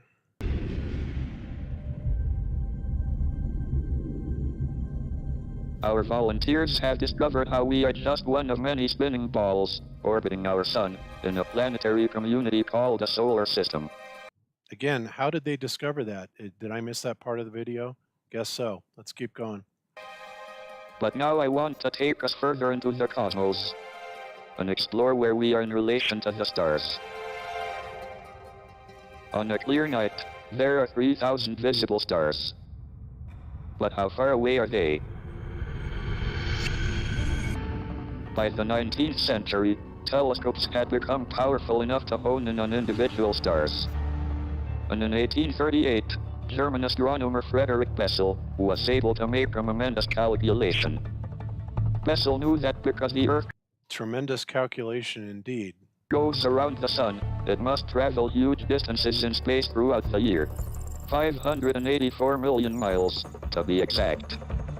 So he decided to observe a star called 61 Cygni at different times of year, and that meant he could see it moving slightly against the background. Then, by using trigonometry, Bessel could triangulate the star's position in the sky and find the distance. Using this method, Bessel worked out that 61 Cygni was around 67 trillion miles away from Earth. This was far greater than any distance we had encountered in our solar system. And this is also one of the far greater pieces of bullshit that they have pushed on us on this video. All right, so let's go back and listen to what did he say? He just said that Frederick Bessel made the tremendous calculation and determined that the Earth goes 584 million miles for halfway around the sun. Now, they depicted halfway around the sun, but I'm not sure, but I think that they might have meant all the way around the sun. But they depicted 584 million miles to be halfway around the sun. In fact, let's just get it right there. 584 million miles. That's how they depict it. All right, whatever. And of course, if it's 93 million miles from the Earth to the Sun and 93 million miles, that's 186,000 miles. But obviously, there's a large arc that's going out. But I don't think that half of it adds up to 584. I could do the math, but whatever. Anyway, I dispute this. I think it's wrong. But beyond the simple math problem that I think is wrong here, Frederick Bessel did his calculations based on an absolutely stationary sun. There's a problem with that. Yes, he did include the calculation of the Earth going obviously 66,600 miles an hour or 67,000 miles an hour, right? That's how he does this, right? Great. But what he completely failed to put in there is that the sun is also traveling at 500,000 miles an hour around the Milky Way, right?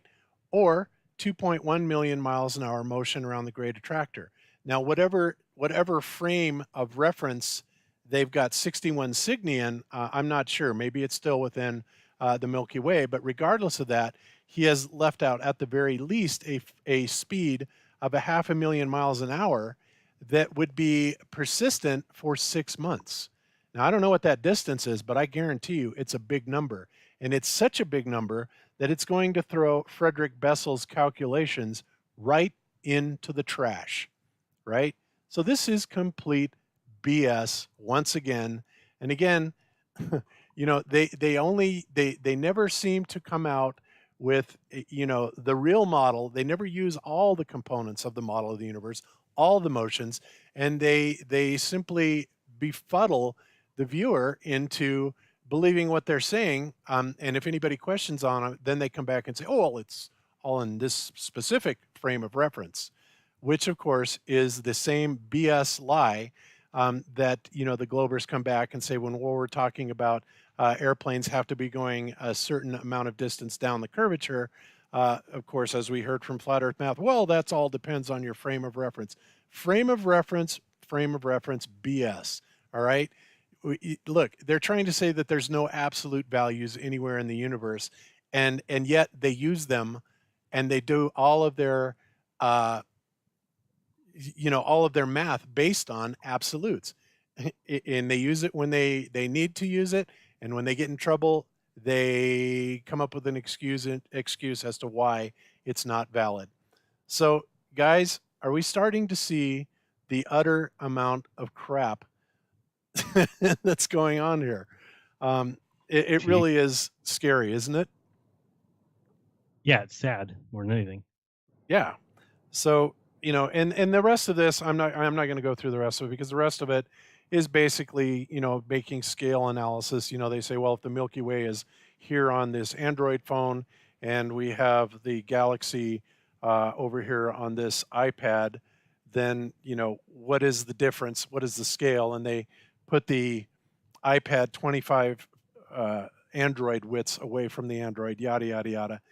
It's just a huge lie. So what have we come away with on this, guys? How many problems, anomalies, lies, video edits, video fabrications have we come up with? And yet this is sold to the public by PBS, Public Broadcasting Corporation, which depends on your donations for them to survive, right? And they are putting out utter BS. And when people use their material and they don't like it, then they throw US blocks. And by the way, guys, look for that to happen, because I'm sure that the knee-jerk reaction, as soon as the YouTube bots, you know, report back to PBS, oh, somebody's using your video, that they're going to throw up a US, you know, block on it. And if so, I will immediately appeal it. And I will also immediately upload this video to our Twitch account. You know, we're not going to let them get away with this. And of course, if they are honest and everything works out the way that it did last time, as I showed you, those claims should be dismissed. But if they have any integrity at all, this video will not get hit. But I'm saying you can pretty much expect it. And I hope I'm wrong. So there you have it. Now, the other thing that I wanted to, you know, get into is one of the other experiments that they were doing is they kept showing the distances from the sun to the planets. And that's going way back here. Okay. when they're out in the desert and they're actually looking at the sun, the moon, and they're doing the scale. And we're seeing how much the sun is actually being reduced in size in angular resolution, right? And Jaron, of course, brought this up in this video, which, Jaron, I got to tell you, this, as far as I'm concerned, this is one of your best videos ever. I think that this absolutely knocks it dead in every way, shape, and form. If you guys have not seen it, it is called, Is Our Solar System Reality? Scaling Invariance Says No. And in this, Jaron basically covers not only the incredibly weird math coincidences, you know, and you can explain this in just a minute, Jaron, about how they come up with these in the AU, but also that you can assume a size of anything and just change the scaling of it, and it works out to be exactly the same thing. But the bigger part of this that, of course, I wanted to point out is when Jaron starts talking about the sun sizes. And the first thing he comes up with here is that, oops, boy, I've got it hung up here. A million miles away. Whoops. Okay. All right, is that he says if the sun is, 1,000 miles away from us, it's going to take up our entire sky. The reason for that is because the sun supposedly has a diameter of 865,000 miles, and if it's 1,000 miles away from us, man, is it going to be big in our sky. But when you back it off to a mere 8.3 light minutes, it is now reduced to an angular size of half a degree. All right, wow, that's quite a difference. But if you keep going back and you double that distance, okay, we go from the size of a half a degree or a dime, you double that distance to 186 or 16 light minutes, look at the way that it reduces in size, 30 light minutes, light hour. And this is simply, following the inverse square law and applying it, as our math demands that we should. And by the way, is also backed up 100% by the visual demonstrations and the scaling demonstrations that they are using in this video. So Jaron was dead on the money. Nobody can say that he was wrong because Stephen Hawking verified Jaron. There you have it. All right. So that's one of the things that we really need to take into consideration. And we haven't even gotten, barely to a light day. Now we're talking about other celestial bodies out there that are not commensurate in larger size to the sun to make up for this difference, that are going away to, Proxima Centauri, which is, what's the distance to Proxima Centauri, Jaron or John? That's the close one is 4, right? I think that's about right. Yeah. Or 25. No, it's more further than that. It's like 25 trillion miles or something like that. Yeah, but 4 years, I meant. Yeah. Okay. So even our very closest neighbor and star, there is no way that we should ever be able to see that in the night sky. Not only should we not be able to see the angular resolution of it, but the inverse square law as far as the brightness or the lumen output of the star should also be diminished to virtually nothing, far below any detectable level that our eyes can see. And yet we see them perfectly. We see the North Star or Polaris, which is basically 430 light years away, plus or minus. Now we're talking light years, guys. We're looking at this at a light day. We can barely see it. And yet, we're not even talking about a light year. Light year, you wouldn't be able to see anything. But we're talking about, the North Star being 430 light years away. The whole model is absolutely preposterous, people. You've got to apply some common sense to this and understand that it simply doesn't work, even using their own math and their own science against them. So in conclusion to this presentation, guys, it's a fraud from the get-go, and PBS, who is a public broadcasting station relying on your donations, is really pulling over a huge scam here. And it's a fraud. And that's why we have exposed it. And there you have it. That's my presentation on it, guys. Comments? Well done. My only comment would be that if you were on a spinning ball, you would know it.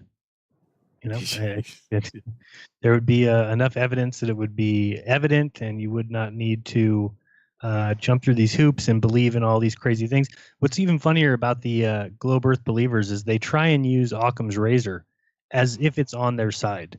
And talk about the ultimate slap in the face. I mean, to assume you can see 25 trillion miles at minimum, and to assume that you're spinning on an Earth, but you'll never feel it, and flying through space, and we're being held up by the magical force of gravity, and that there's curvature, you just can't measure it, and and that the atmosphere is moving along. I mean, that's the big one. I mean, that's the only one you need to look at and realize that, if a helicopter's hovering above the Earth, the air and the Earth and everything is not carrying the helicopter with it.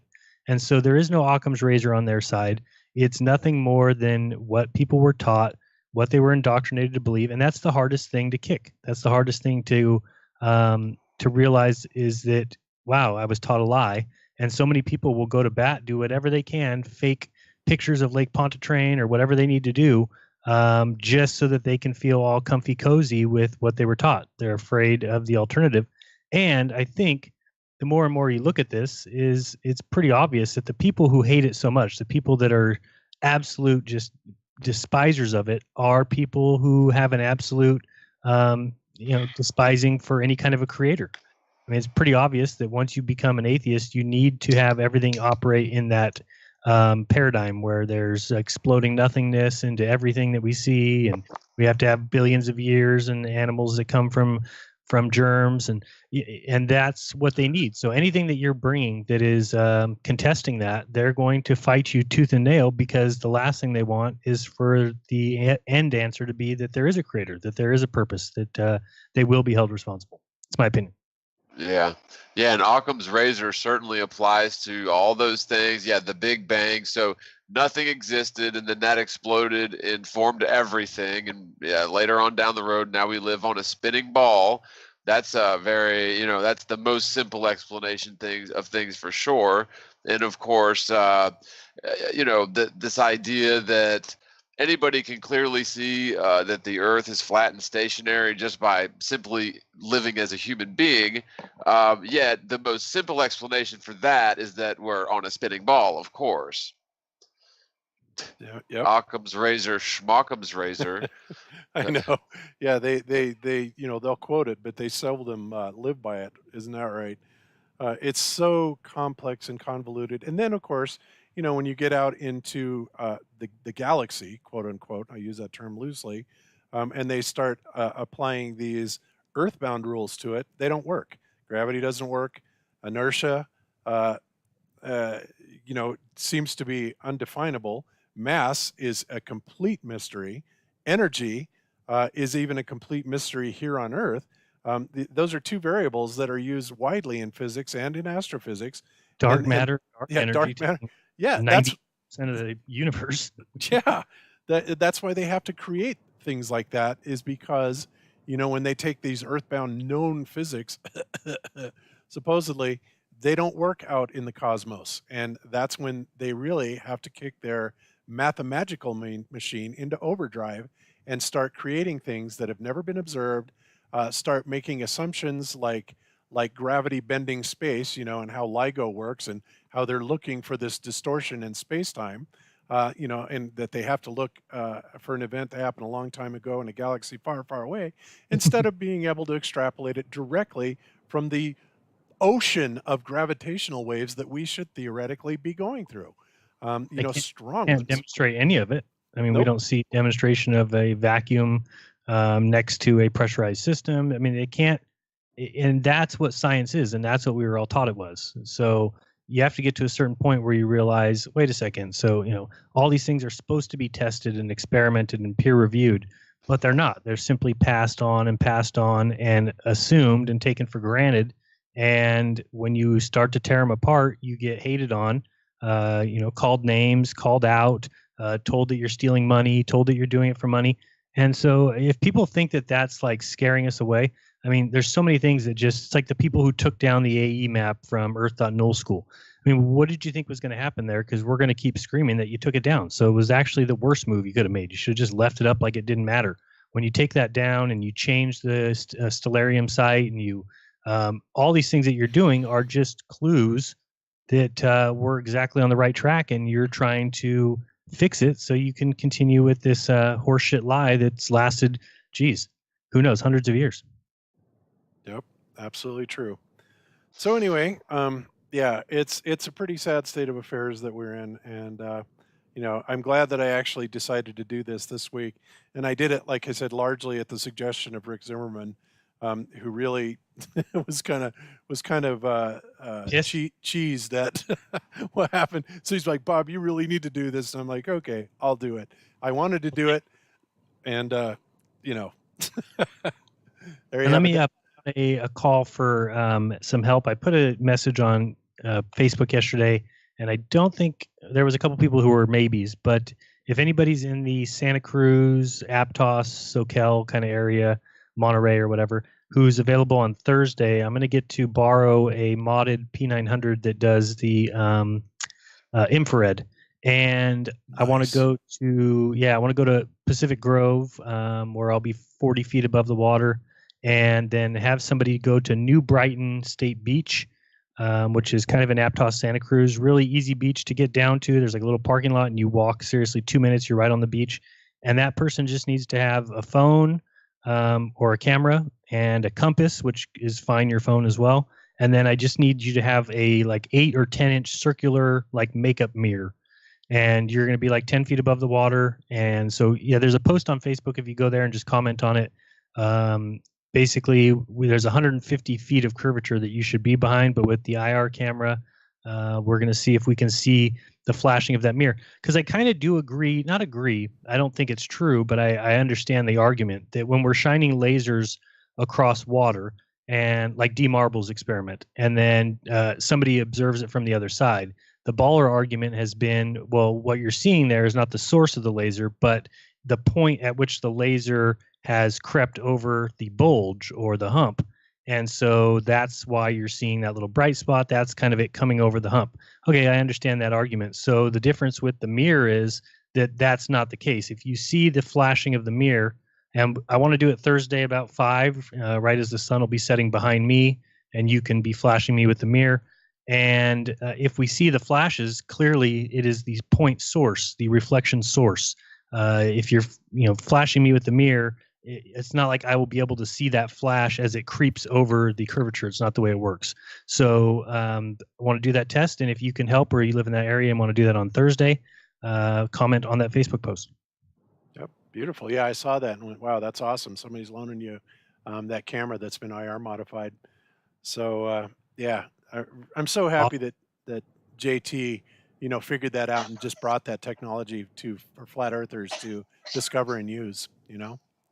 Yeah, me too. I think I've seen a lot of pictures and images from people, and they're amazing. I haven't seen anything yet that I would necessarily jump on as proof, because it seems like we're just seeing a lot further than we normally do. That doesn't mean that you're seeing something that wouldn't be possible on a ball. It's just we can't see it in a normal day. Like I can't see the hills around me, but they're right there. They're like 20 miles away.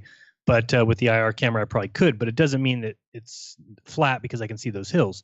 But there is so many places around, like with this place at the Monterey Bay or down south in LA, and I'm sure all over the world, where you could go to a beach or somewhere near water and observe an island that can't be seen on the ball, but I bet you the IR camera, since it fights through so much of that haze, will probably be able to see it. And those are the things we need to start pushing forward, because that's the kind of stuff where science is going to get backed into a corner.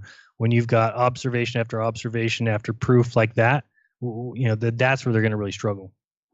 Yep, absolutely true.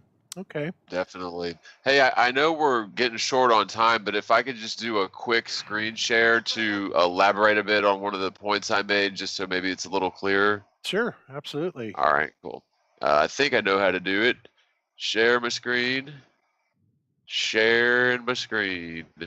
All right, so let's see here. We're going back to there. So 400. Can you? 400 light years plus or minus 33 light, or 3 plus or minus 30%, which is like 900 trillion miles plus or minus. But they're right. We should believe everything.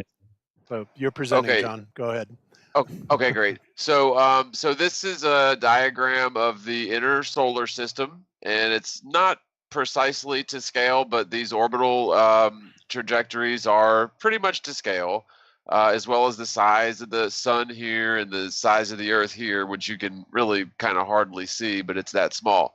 So if this is the Earth's orbit and this purple line is Venus's orbit, just recently, I think it was this month or just a couple weeks ago, Venus was visible overhead from the East Coast at after 11:15 p.m.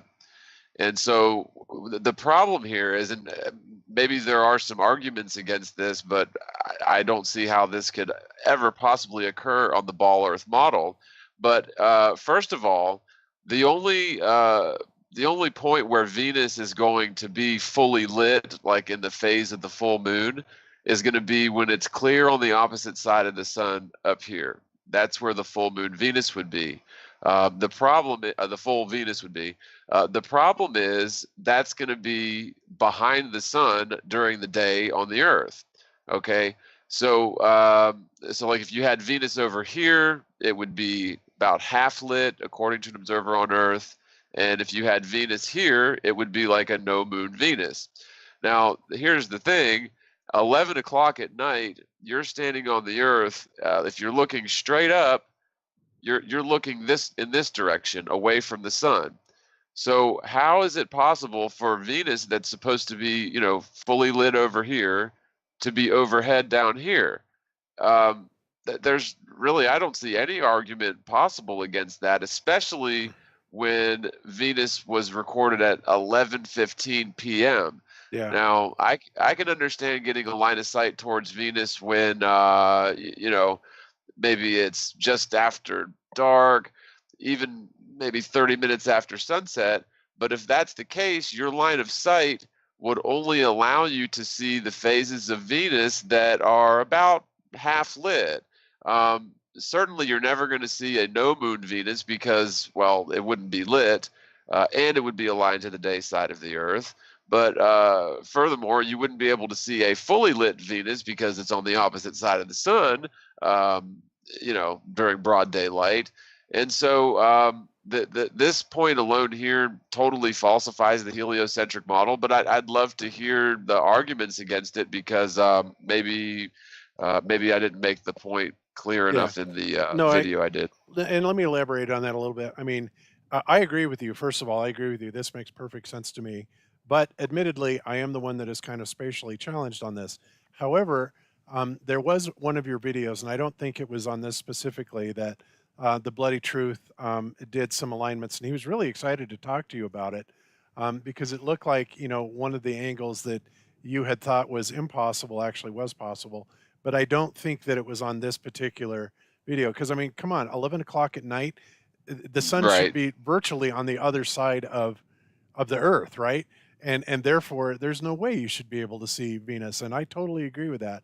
So absolutely not. Yeah, absolutely not. It's totally impossible. And frankly, I would say that even say 2 hours after sunset wouldn't be possible. But here's the other final thing about this. And let's see, I've got the distances on here. Allegedly, Venus is do I have its distance from the Earth? Anyway, obviously, oh, you do? Okay. Well, obviously, when Venus is here, no lit Venus would be at its closest. 67.2 million miles, or 0.723 AU. At its closest? Oh, I don't know. Closest. This is average, I'm sure.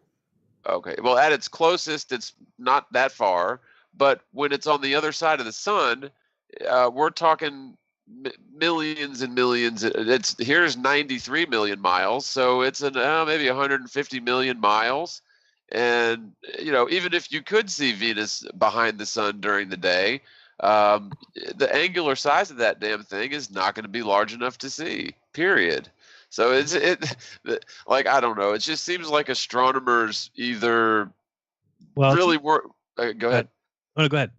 I was going to say they really weren't interested in skeptically analyzing the heliocentric model. They just put their model together and took some evidence that supported that theory, but completely failed to try to debunk their theory, which is a really fundamental step in the in science. It's scientific integrity, if you will. And this is throughout history. I mean, I just can't believe one astronomer throughout history never stopped for a second and thought, about this sort of thing, and not to mention plenty of other examples like the phases of the moon being visible when they shouldn't, and all this stuff. Or But Selenelians, right? Instead of the BS excuse that they come up with of refraction over the Earth, it's like, right, please. and the thing is I don't know. It just seems like if you were to approach a serious astronomer with this, and I've actually talked to a couple astronomers, like professors and bona fide scientists, about this point in particular, about the phases of the moon, and they deny it. Like they won't even listen to it. But once you get them to really sit down and think about this and let them stew on it a minute, they'll come to the conclusion that astronomy, just on this one point alone, they totally have their model wrong. And so, frankly, I think that if a scientist who's published and writes in the peer-reviewed journals and is respected or whatever, if they were to write, say, a thesis or a report or a reviewed journal on flat Earth, their name would go down in history. But unfortunately, something like that I don't think will ever happen, because these sorts of things that challenge scientific dogma simply don't make it to peer review. Yep, absolutely true. And let's not forget that NASA $5,000 eclipse challenge is still out there as far as I know. So, but no takers, 2 years on at least, and no takers. So, no surprises there. I was just going to read a portion real quick of Copernicus's book, because John, this is exactly what you're talking about, and it's mentioned right at the beginning, where it says, it's the duty of the astronomer to compose the history of the celestial motions through careful and expert study. Then he must conceive and devise the causes of these motions or hypothesis about them. Since he cannot in any way attain the true causes, he will adopt whatever suppositions enable the motions to be computed correctly from the principles of geometry for the future as well as the past. The present author has performed both these duties excellently, for these hypotheses need not be true or even probable. On the contrary, if they provide a calculus consistent with the observations, that alone is enough. Perhaps there is someone who is so ignorant of geometry and optics that he regards the epicycle of Venus as probable, or that he thinks that there is reason why Venus sometimes precedes and sometimes follows the sun by 40 degrees and even more. Is there anyone out there who's not aware that from this assumption it necessarily would follow that the diameter of the planet at perigee should appear more than 4 times, and the body of the planet more than 16 times as great as apogee? Yet this variation is refuted by the experience of every age. In this science, there are some other no less important absurdities, which need not be set forth at the moment. For this art, it is quite clear it is completely and absolutely ignorant of the causes of the apparent non-uniform motions. So, I mean, basically, he's just calling that out right there, that what you described is the distance between its apogee and perigee when it's closest and when it's furthest would cause for the size of Venus to change in our sky by 16 times. And we don't see anything even close to that. So, yet they've gone ahead with this model, and he's saying right there, we don't need to really discuss the reason for that. It's just what it is. So it's just, the model's wrong. And the thing is, that he mentioned the phases of Venus. Again, in order to get a full view of Venus's phase cycle, it's impossible. It's not possible because, again, you would never see it fully lit, and yet we do see it fully lit. I don't remember ever seeing Venus, no Venus, but I guess you wouldn't see that. But again, from the Earth's point of view, you would only be able to see a very small portion of its orbit, which would constitute, the area around about half lit on either side. Anything else, again, this is all day side of the Earth. It's just ridiculous that they say the Venus has full phases. And if that is true, then it debunks the ball Earth model, because you would never see the full phases. You would only get sporadic glimpses of the half-lit phases. So, yep, that it's as anomalous to me as how is it that we don't see an eclipse every month on the moon? That and that one still kind of boggles my mind. I know there's a mainstream explanation for it, but it just seems to me that the moon could not be fully lit And supposedly is only fully lit for like a few minutes. And then that would mean that the sun would have to be off to one side of it. So we shouldn't necessarily be seeing a full moon either. But, like I said, I'm challenged, so I just try to leave that stuff alone. Well, and their explanation is covered by the whole umbra penumbra. It goes back to these convergent conical shadows. Because yes, I totally agree. I think that we should see eclipses practically every month.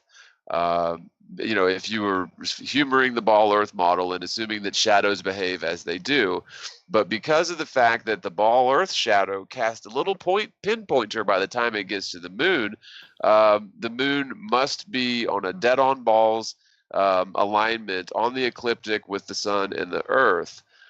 So that's why they say that they're, so rare. But yeah, I totally agree. And the fact is, over a 100-year period, you'll see practically just like a difference of 2. You'll see the same number of solar and lunar eclipses over the course of 100 years.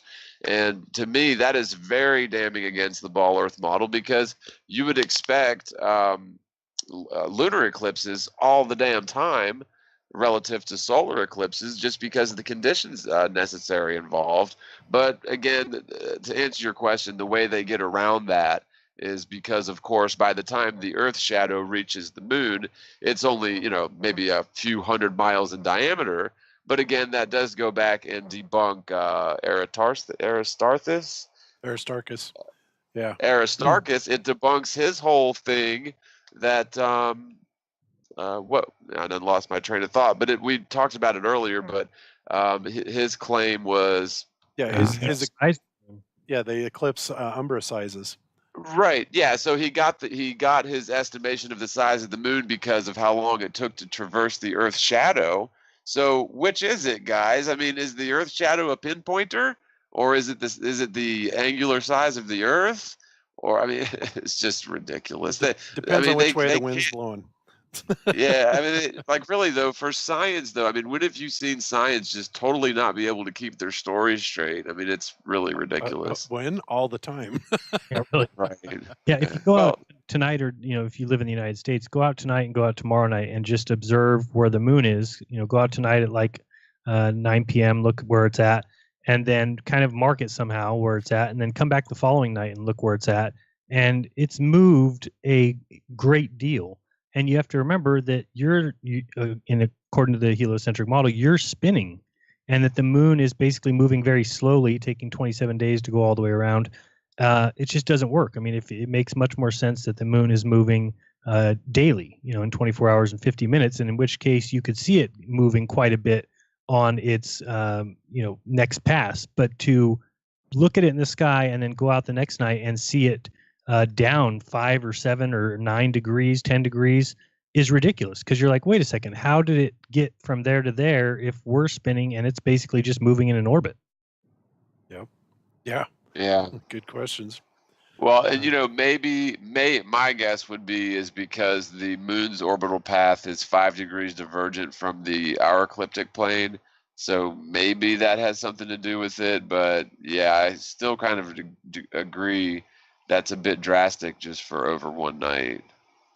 Yeah, I'll have to check it out the next 2 nights and see what kind of degree it is. But it seems like when I go out and watch it on a day-to-day basis, it's drastically moving. Well, the moon does what the sun does in a year, the moon does in a month. Right, with the analemma, yeah. Yep. All right. Okay, guys. Well, we're coming up on 4 hours, so I'm going to go ahead and call it a I'm show. starving. And you're what? Starving. Nobody wanted to hear You're that. starving. Okay. So we can do another 4 hours. We're good. Yeah, probably. So I'm going to go around one more time, and then we're going to call it a show. But I hope it's been a productive presentation, and people walk away from this just knowing even how much the mainstream educational channels are fraudulent, because there is no excuse for this PBS. Honestly, you guys should be ashamed of yourself by letting this nonsense go on. Stuff that is so easily debunkable that it just boggles the mind, but whatever. So pants on fire. Yeah, liar, pants on fire, big time. So, all right. So, John, what you got coming up? And oh, I was going to mention, I saw your video that you made debunking what's her name? Michelle Thaler. Michelle, I'm glad you did that. That chick just annoys me. And again, she's so wrong. And she also uses that stupid Aristophanes experiment. You'd think she'd talk to her other cohorts like Neil, and find out that that's just not a valid argument anymore. But I got to say, kudos on an excellent job on that. And, you do a great job. So what else you got going on? Yeah, thanks. And yeah, that one, it was a pretty short video, but because she's on NASA's payroll and it's just gotten tons of hits, I figured, I kind of assumed that she might have some new arguments, although, I wasn't holding my breath. And of course, she came out with all the same old arguments we've all heard. She didn't do a very good job explaining them, really, but every single one of the points that they made were just, it's nonsense that we've heard our whole lives. And yet her position, her official or the official position is that flat earthers are uneducated, don't understand science, and that she is the authority on this sort of thing. However, if you just take just a little bit of time and energy to try to see, how her claims hold water, I mean, they're just nonsense. They don't. And it goes to show that this woman has not looked at flat Earth at all. She's merely regurgitating, what we all know. However, they present it to us as if we've never heard any of it. So yeah, that's the one I did most recently. I've actually got a few videos out the last week or two. So yeah, check out the Morgile channel on YouTube. Don't forget to resubscribe and ring the bell. And and I got a couple other things working on too. So yeah, good stuff out there. And thanks guys for the awesome show. Thanks to everybody out listening live. Love you guys. And we'll see you next week. All right, beautiful, John. Thank you so much for joining us this week. And Jaron, that leaves us to finalize and round out with you. Nothing much. Just if you're interested in helping out on Thursday night, head over to Facebook and comment on that most recent post. And that's it. And then look forward for more information on the FOIA case after I talk to them tomorrow. And I believe that's it. Oh, check out my video, which was an interview with, now I forgot his name, Gary Corsair.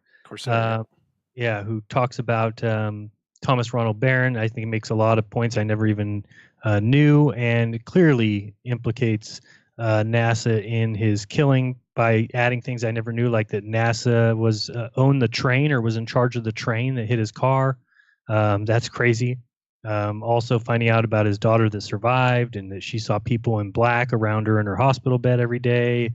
Could have been doing some sort of brainwashing or whatever. So a lot of interesting information if you have time to listen to that video. It's on my channel, Jaronism, the #1 channel on YouTube.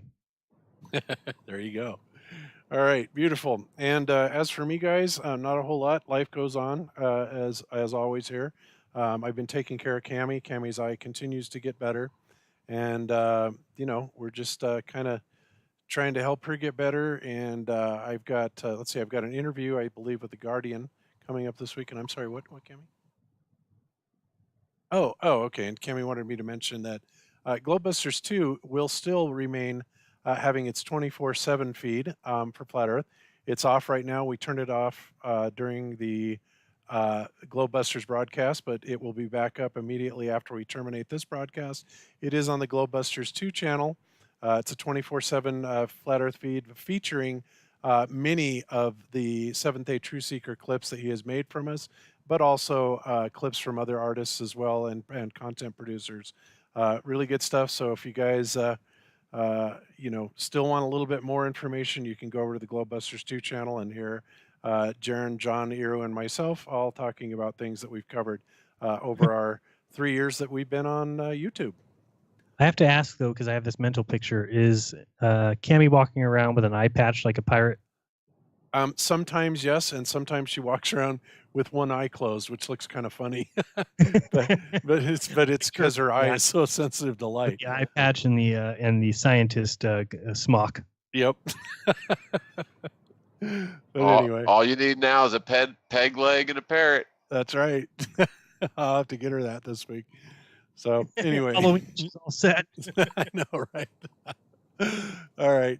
Okay, guys. So that's it. That's it for us. And I guess we will. Well, I guess I know we will be back next week with something. I don't know what we're going to do yet, but then I never do. I wasn't even sure what I was going to do until like yesterday or the day before. So that's just kind of me. I fly by the seat of my pants, but somehow it always manages to work out. So anyway, we will see you next week. Thanks, Mods, for keeping the chat room a nice place to be. And, Thanks, Mods. We'll see you all back. So until then, be good to each other. Don't lie to each other. Open your mind. There's truth inside. Peace out, everybody. Peace. Peace out.